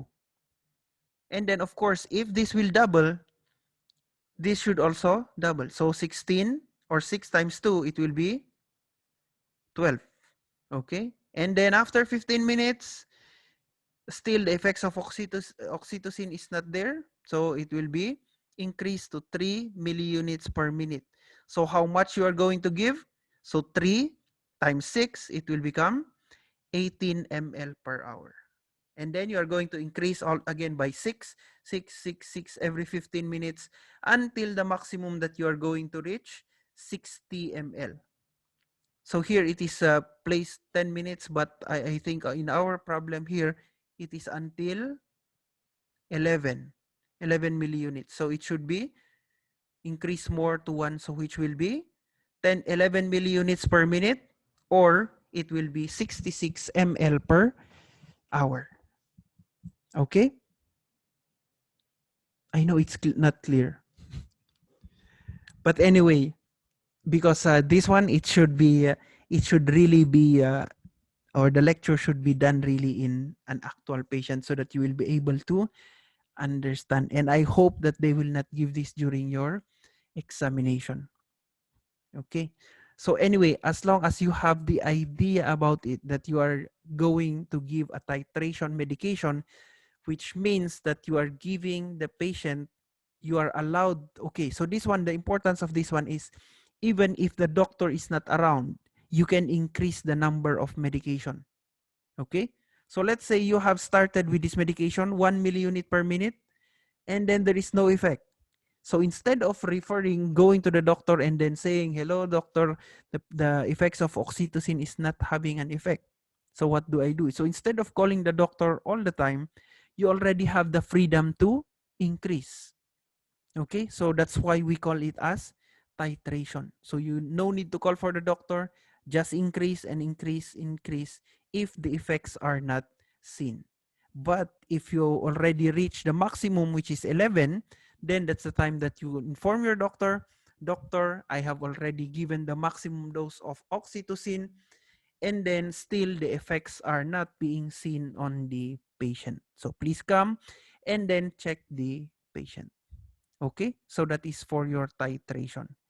But if the effects of oxytocin is already having an effect, then it's okay for you to not to be increasing, just maintain the titration. Okay, so there, so that is for titrated medications. There. Okay, so again, our references, if you did not understand my lecture, you can always go back to the book. Okay, so Olsen et al. Of 2016. So medication dose calculation. And I think, do you have this book at your home? No. Or yes? Okay, so that will be the first part of our lecture for today. So I will still have another one later, which is about pediatric medications. But I know that you're a little bit tired, and then you had your exam earlier, so I will give you a 10-minute break. And then by 12 o'clock, we will again start with our second session, which is about pediatric medications. Okay? Hello? Still you're there? Okay. Yes. Okay. Okay. Yes. Okay. Yes, master. So I will not end this meeting. I will just leave it here for 10 minutes. Okay, and then I'll get back to you. Okay, so please go for break. Enjoy your coffee. Take your whatever you want to do, and then come back after technically 9 minutes. Okay, we'll start our session by 12 o'clock.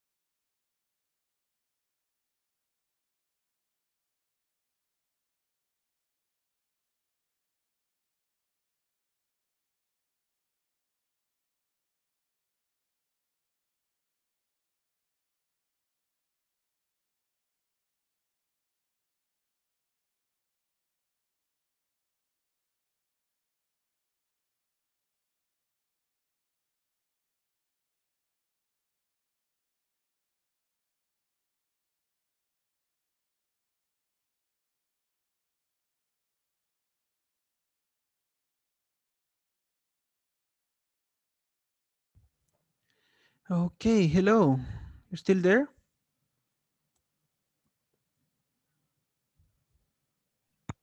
Yes, Mister. Okay, so shall we start? Yes. Okay, you're already sleepy. Okay, so we proceed to chapter 12, or this is on the pediatric dosages. So I have taken this lecture from Miss Rose. So this is a lecture of Miss Rose last time, and then I just got her PowerPoint and I just made some few changes, and that's why her name is appearing here.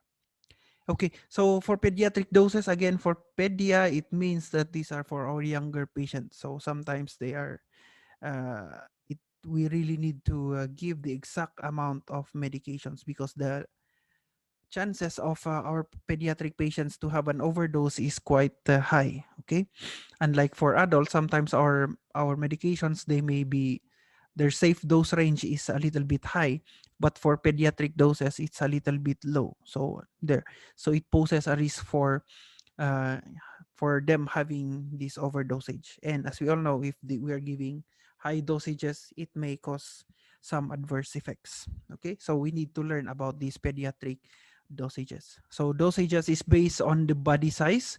So pediatric doses is based on the patient size as measured by their body weight or their body surface area. Okay, so we will be dealing here with sometimes kilograms and sometimes meters squared. Okay, so sometimes the patient will also know their weight in pounds, but not their weight in kilograms. So we need to convert their weight in pounds to kilogram. So by the way, do you know how to convert? How many how many pounds are there in 1 kilogram? Any idea? 1 kilogram Yeah. يساوي 2.2 Okay, pound. so thank you very much. So it's 2.2 pounds per 1 kilogram. Okay. And another one here is body weight in particular is frequently used when prescribing drugs for infants and children. Okay. So it's very important to know the body weight of your patient. So if you are there in the emergency room and you have a patient who is a pediatric, a child or an infant, then it's a must for you to take the weight of the patient and then place it on the patient's chart or on the patient's record. Okay, so you should update the patient's record so that you will know how to administer these medications, because these medications, maybe 90-95% of these medications, they are based on their patient's weight. So so we have here, we start already with our calculation. So the prescriber ordered Biaxine or clarithromycin, so oral suspension, which is 15 milligram per kilogram per day. So in 2 equal doses. Okay. So this only means that we need to give 15 milligrams for every 1 kilogram of the patient's weight, and then this is in 1 day. However, we need to give it in 2 equal doses. If you remember our topic on antibiotics, we are giving these antibiotics and then it should be given all throughout, or it should be given consistently within the day. We don't give it only in one time. We don't give it, sometimes we can give it in 2 times, but most of the time it should be given around the clock. Okay, so our problem here is it should be given in 2 equal doses. So it should be divided also, one in the morning probably, and then one in the evening. Okay, so the important thing here is we know that we need to give 15 milligrams per kilogram per day. Okay, so that's the order. So that's what we want. Okay, and then what do we have? We have Biaxine, which is 125. Just 1 minute. So we have 125 milligrams per 5 ml. Okay, so that is usually, you will always see that in the patient's in the bottle. Okay, so it's there, 125 milligram per ml. So that is our stock, or that is our strength, or that is what we have. So calculate how many ml of macrolide antibiotic or the antibiotic a child who weighs 30 kilograms will receive. Okay. So from this one, can you already see? Can you already calculate? So we need 15 milligrams per kilogram per day. And then we have here already 30 kilograms. So we want how many ml? So how will we calculate that? So it will look like this. So the patient's weight is 25. Okay. And then since we want to give it, so why it became 7.5? So here, because we want it in 2 equal doses. So what we want to give in each dose, okay? So we already divided 15 by 2, so that's already 7.5 milligram, okay? So you're going to cancel kilogram, kilogram. So 25 times 7.5, that will be, please calculate. 25 multiplied by 7.5. Come on. 25. Please multiply and then give me the answer.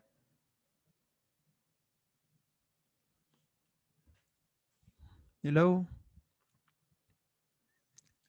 Anybody calculating?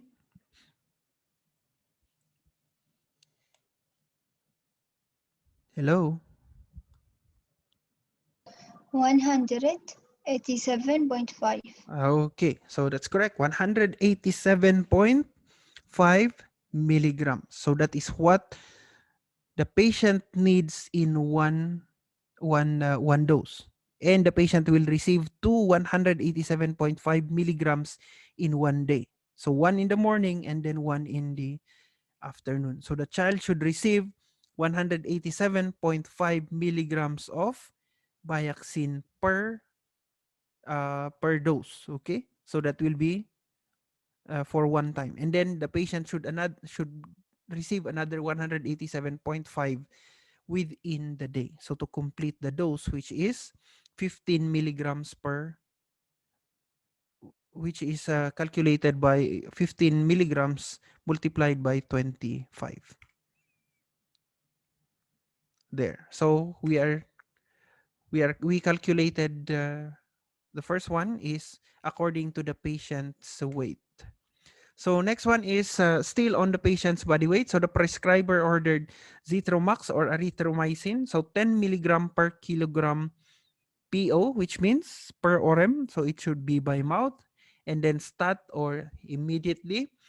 Then 5 milligrams per kilogram per day for 4 days. Then the child weighs 18 kilograms. Okay, so it's this one. So you need to understand also the order. So in some cases, the doctor will order a much higher doses during the first dose, and then to be followed by lower doses in the next few days. So look at this one. So 10 milligram on the first day, and then the next 4 days will be 5 milligram per kilogram per day. Okay, so the first one is 10, so it's a double dose, and then the next dose will be 5. Okay, so what do we need here is you want to convert the body weight of the patient into a dose in millimeters. Okay, so you are going to multiply 80 kilograms, multiply it by 10, correct? So 18 times 10, 18 times 10, that's 180.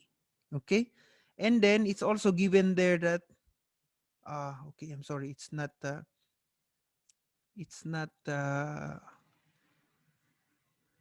okay, so this is your medication. So focus on this picture.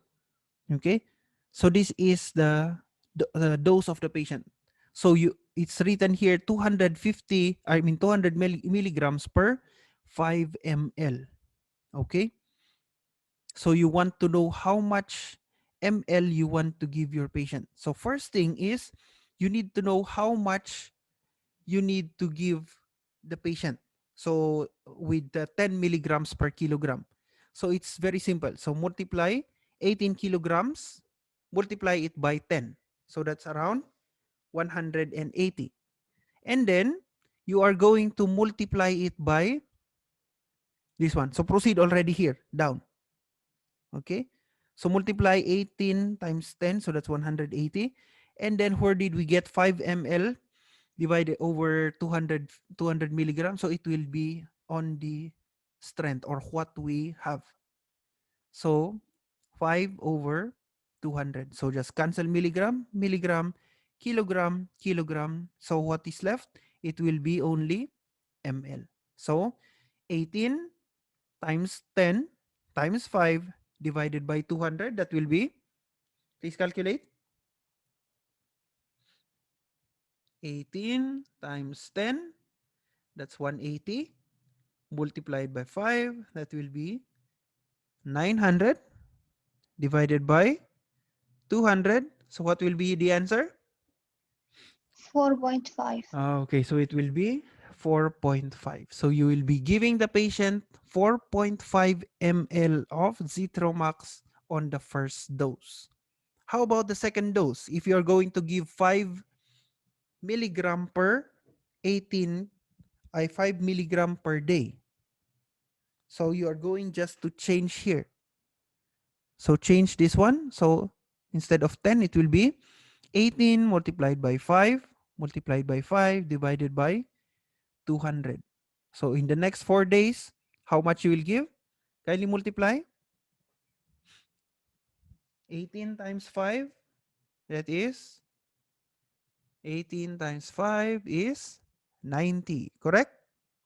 Multiplied by Correct. 5, so that is 450. 450 divided by 200, so that will be 2.25. Okay, so you will be giving 2.25 in the next 4 days. Okay, so going back to the order we have here. So PO stat per orem immediately. So how much you will give? It will be 4.5 ml. And then the following day or for the next 4 days, it will only be 5 milligram per kilogram per day. So you will only be giving the patient 2.25 per day. Okay, so that's what this order means. Okay, so dosage based on still on the body weight. Okay, and then again, so is this familiar? Safe dose range. So we have discussed about safe dose range in adults, but in pediatrics, it is more common to have a safe dose range. Okay, so the prescriber ordered gentamicin 60 milligram. So still, do you remember the name gentamicin? So we have been discussing it in antibiotics. So most of the time, these are nephrotoxic, these are hepatotoxic. So once we are out of the safe dose range, we are giving too much dose to our patient, then it may lead to these problems. Okay, so we are having a safe dose range and we are going to check if our patient is still within that safe dose range. Or if not, then we should inform the doctor so that the doctor will be aware and he or she may decrease the dose. Okay, so the prescriber ordered 60 milligrams of gentamicin. So it will be given in IM every 8 hours for a child who weighs 60 pounds. So here it is pounds. Okay, so that's what we know about the patient's weight.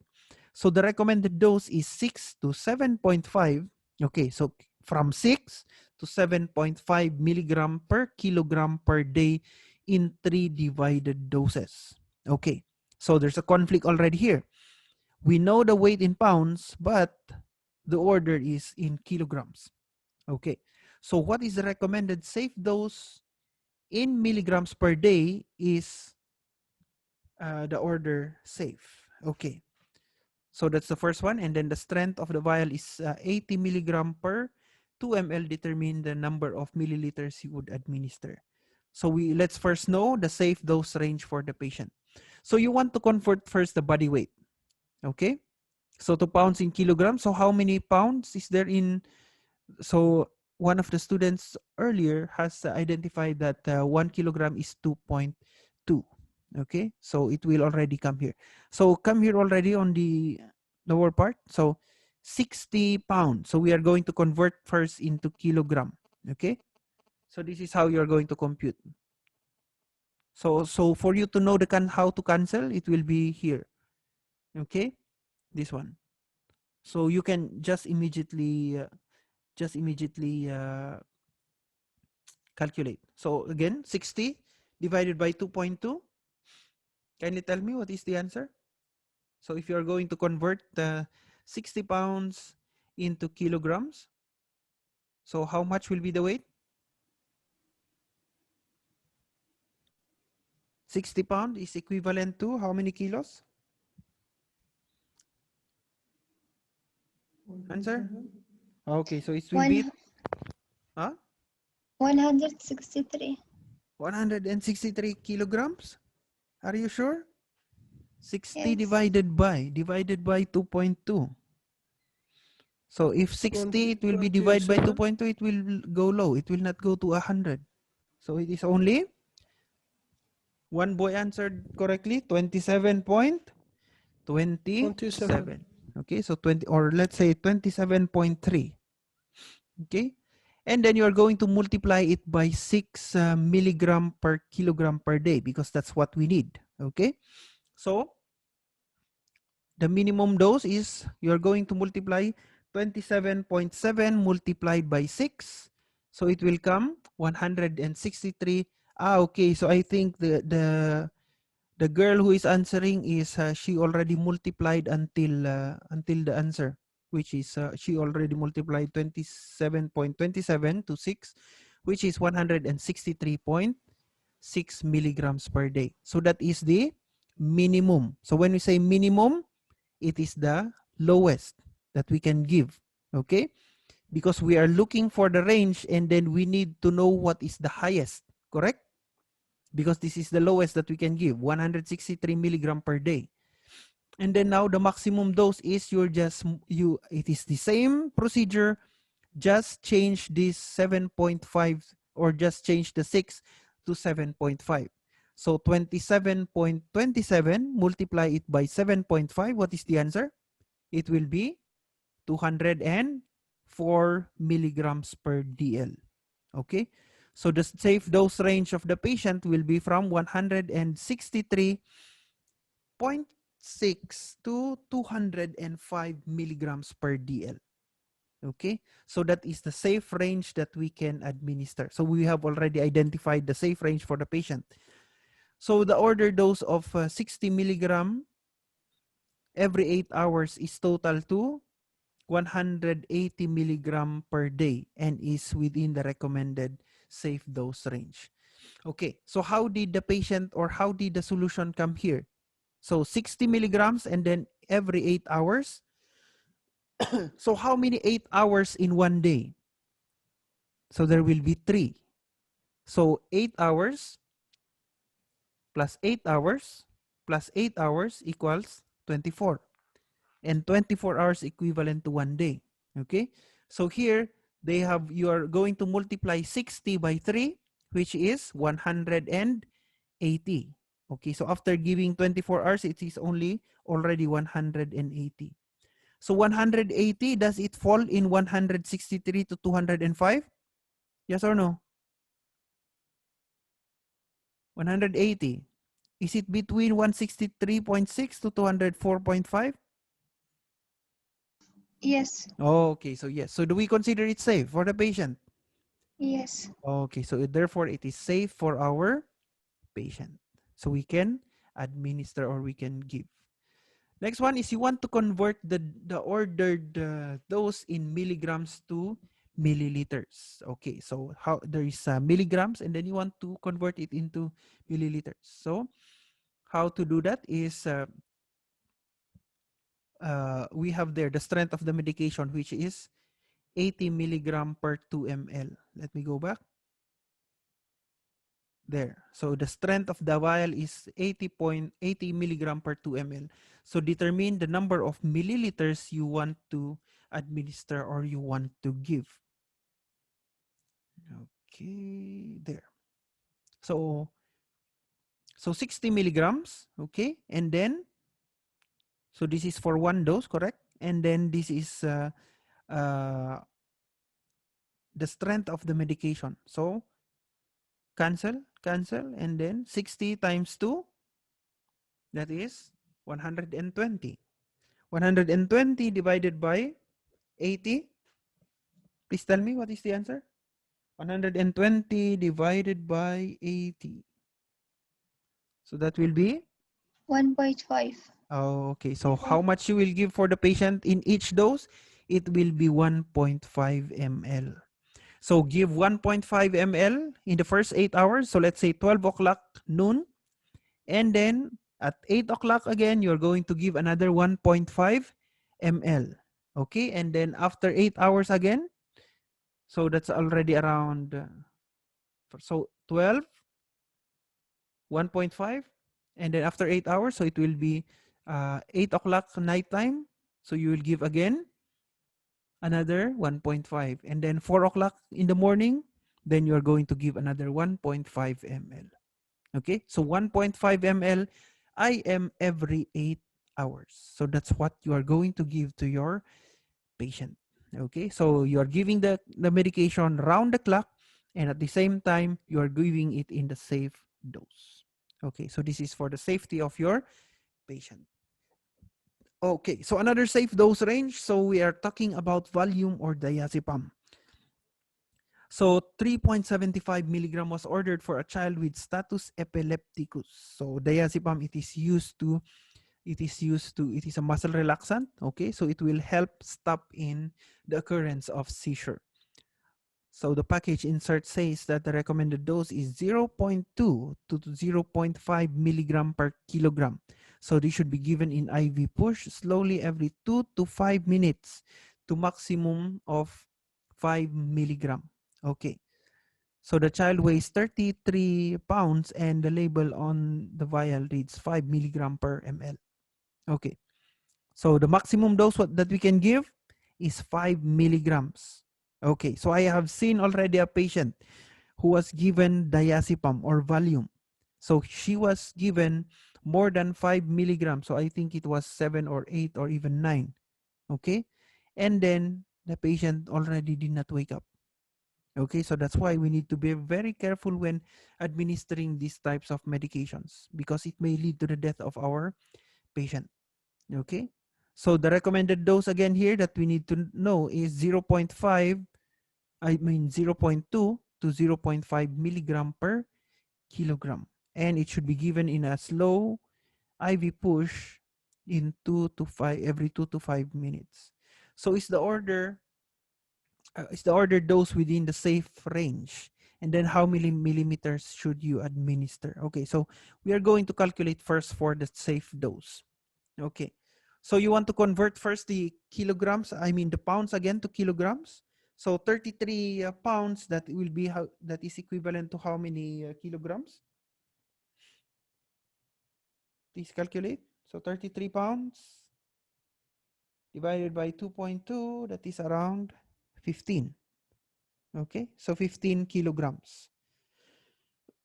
So because the recommended dose is 0.2 to 0.5 per kilogram per day, you need to find the minimum and maximum recommended dose. So that's what we have discussed earlier. Okay, so for you to make your life easier, just make this one 15 kilograms. Okay, no need for you to convert. So 15 here and 15. So 15 times 0.2 milligrams. So kindly compute. 15 times 0.2. Come on. What's the answer? Hello? Anybody there? 33. Huh? 3. Okay. So that is the minimum Yes. dose. Let's see if you're correct. Yes, you are correct. So 3 milligram is the minimum dose. How about the maximum?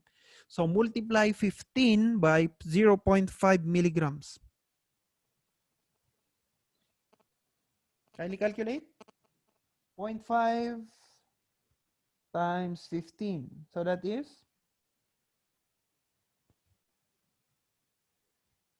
Come on. Hello? 7.5. Okay, very good. 7.5. So the dose of the patient will be from 3 to 7.5 milligrams. So that is the safe dose that you can administer per kilogram. Okay. So if it will be more than that, then it will be dangerous for our patient. Okay. So what do we want to know now? So we want to know now how much we are going to administer to the patient.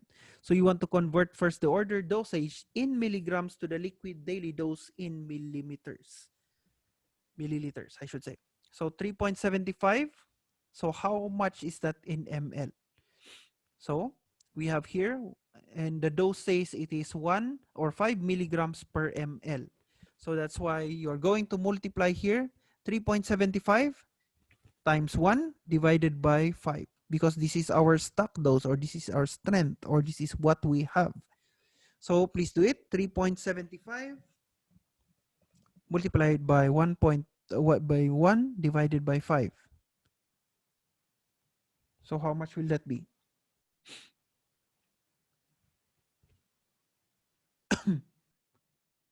$3.75 divided by 5. How much in ml? How much you will give your patient? 0.75. Okay, so it will be 0.75 ml. So that's what you will administer to your patient.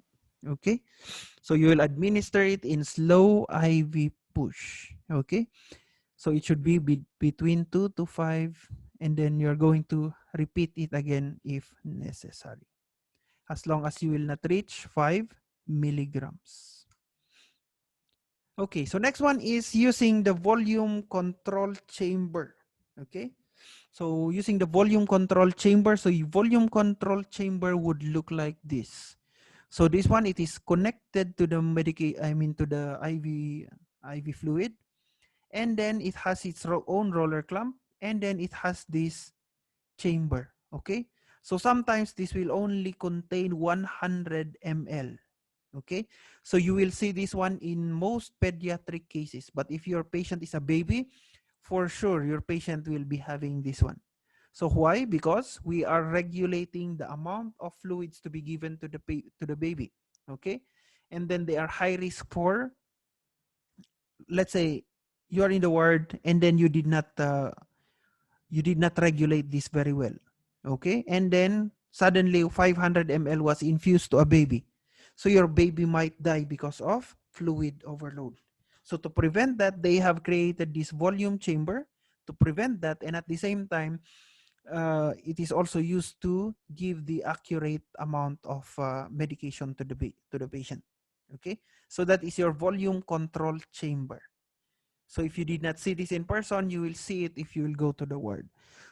So the order here is sulfamethaxone and trimethoprim. Okay, so we have already discussed this in the antibiotics. Okay, so 75 milligrams in 100 ml of D5 water, intravenous push every 6 hours. So the recommended dose is 6 to 10 milligrams per kilogram per day every 6 hours. So again, we need to calculate for the safe dose range. Okay, so there it's 6 to 10. Okay, so to make your life easy, so 6 to 10 milligrams per kilogram per day, just multiply 40 and 6 and then 40 and 10.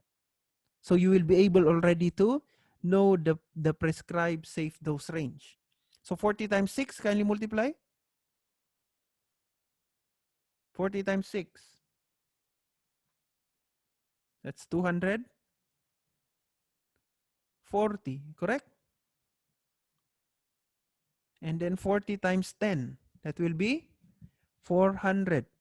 So the range will be 240 to 400 milligram per kilogram per day. So we already have answered question number A, which is 240 to 400 milligrams per day. So that is the shortcut. Just multiply the kilogram to the milligram, and then you will know the safe dose range. Okay. And then what's the next question is, how many millimeters milliliters will you deliver from the vial? Okay.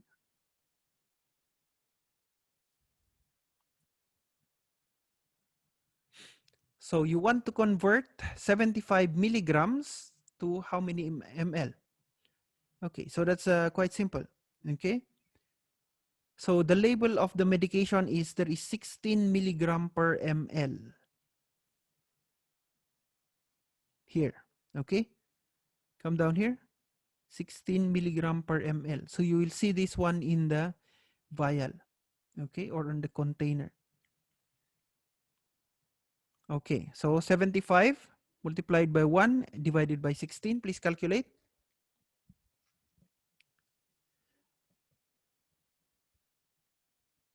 75 divided by 16. Please tell me the answer.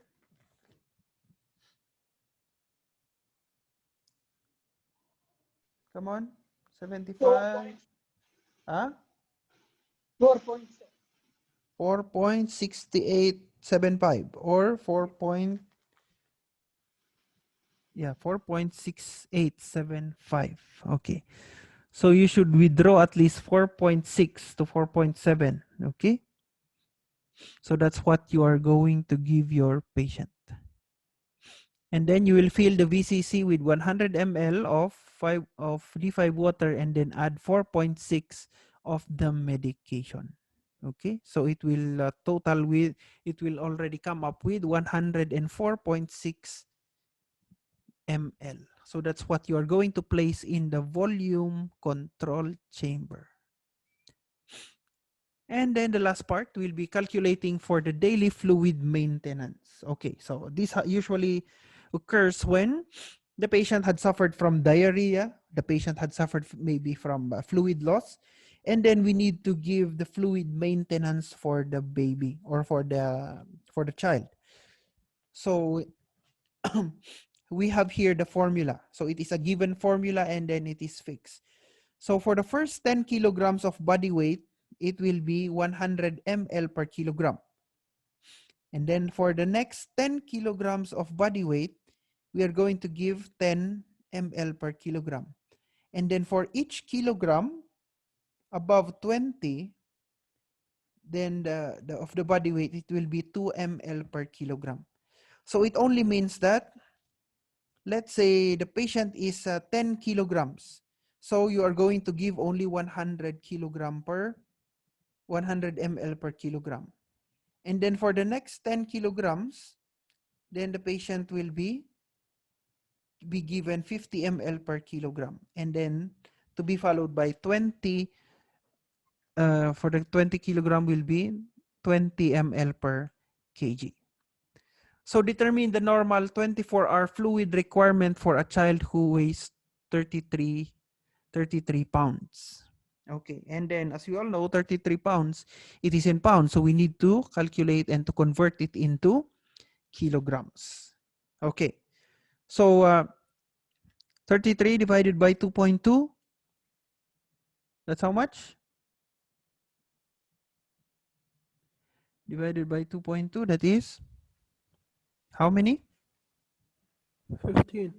15. Okay, so 15. So again, for the first 10 kilograms, it will be 100 ml per kilogram. And then for the next 10 kilograms, so we will give 50 ml. So how do we calculate that?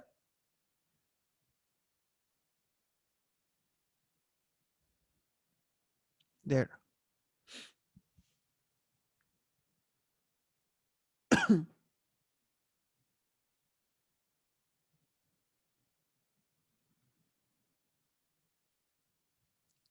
That's different. Okay, so we start here first. So 100 ml for the first 10 kilograms. And the patient is 15 kilograms. So you're going to multiply 10 ml times 10 kilograms. I mean 10 kilograms times 10 ml. So that's for the first 10. Okay, so you will be having 1,000. Okay. And then the next 10 kilograms, so the patient still has 5, correct? So 5 kilograms, then multiply it by 50. So kindly multiply 5 times 50, that is 250 ml, correct? So plus 250 ml. So for the daily maintenance of the patient will only have 1,250 ml. Okay?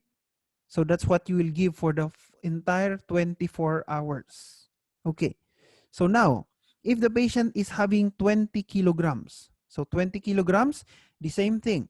So the first 10 kilograms, you're going to multiply it by 10 ml. I mean 100 ml.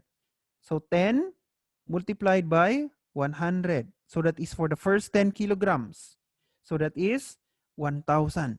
And the patient is 20 kilograms. So what else do you did not give? It is the other 10 kilograms. So the next 10 kilograms, it will be multiplied by 50. So 10 divided, multiplied by 50. So that will be 500.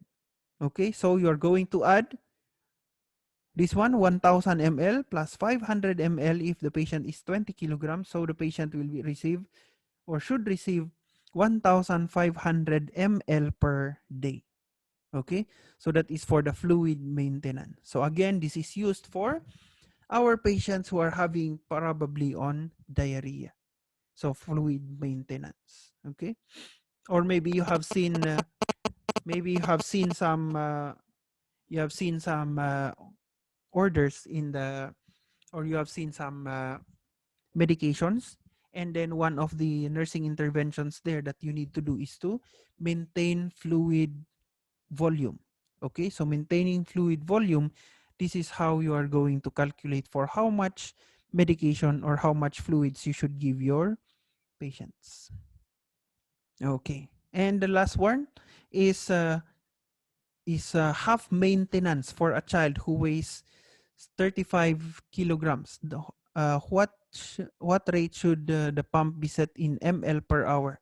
Because the child weighs 35 kilograms and weighs should be divided into 3 portions. Okay, so when we say half maintenance, so it will only be, it will not be the full. The first calculation that we have is in full maintenance. So because the child weighs 35 kilograms, the weight should be divided into 3 portions following the formula. So we have the formula earlier, which is the first 10 kilograms, it will be, we will give, let me go back, this one. Okay, so the first 10 kilograms will be 100 ml. For the next 10 kilograms again, so it will be 50 ml. And then for the excess will be 20 ml per kg. There. So we are going to divide it. So the first 10, it will be multiplied by 100. The second 10, it will be multiplied by 50. And then the remaining will be multiplied by 20. Okay, so kindly do it. So 10 times 10 will be 100. 10 times 50, it will be 500. And then 15 times 20, it will be 300. So 1,000 plus 500 plus 300, the total will be 1,800. Okay, 1,800. And then the order is only half maintenance. So when we say half maintenance, it will only be 1/2. So 180 divided by 2, it will be 900 ml. So this is what we need to give our patient in one full day. But if we say one full maintenance, it will be 1,800. Half maintenance, you need to divide it by 2. So there. So 900 ml per day. So now you need to calculate this, or you need to change this into, so replace 1 day with 24 hours to obtain. So 900 ml per day is equivalent to 900 ml per 24 hours. So if you want to do it in 1 hour, so you can divide 900 by 24. so that you will distribute it every hour. So 900 divided by 24, that will be 37.5 ml per hour. So 37.5 ml per hour will be set on the infusion pump. So this is what your patient will receive per hour, so that you will be able to administer 900 ml per day, because that is only half maintenance of the medication. So if your patient is should be taking full maintenance, it will be given 180 ml. And how did we come up with this 180 ml? It is based on the patient's weight. So we're going to divide it, because the first 10 kilograms of the patient, we need 100 ml per kilogram. So 110 times 100 is 1,000. And then the second 10 kilograms, it should be, we should give 50 ml per 10 kilograms or per kilogram. So 10 times 5, that will be 500. And then the next 20 kilograms will be we will be giving 20 ml per kilogram. So 15 times 20, that will be 300. So 1,000 plus 500 plus 300, that will be 180. Okay, and then there. So we go, so until we arrive with 37 ml per hour. It's quite long, it's quite complicated. I understand maybe you're confused, but as soon as you will be in the hospital, or maybe after you are going to check again your books, you're going to study again, then you will be able to understand this one.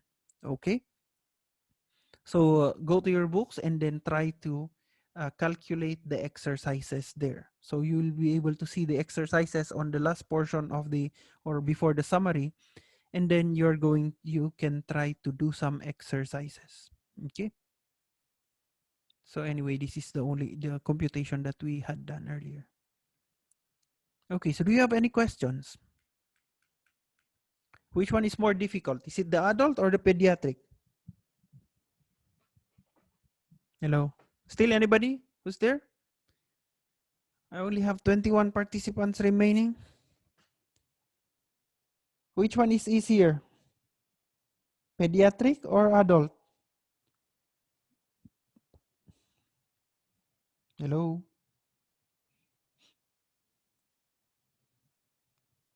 Hi.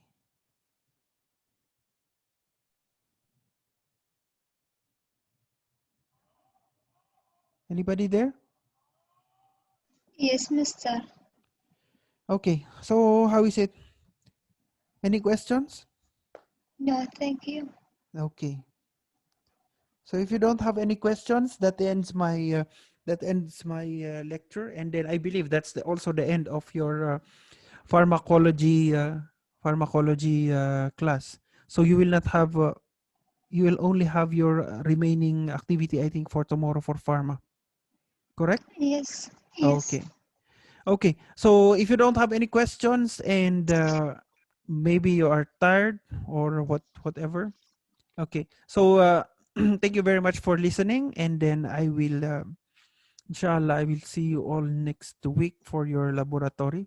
I think you will be reporting already on class. So I will see you there. Okay. So again, thank you very much, and have a nice day. Thank you, Mister. Okay.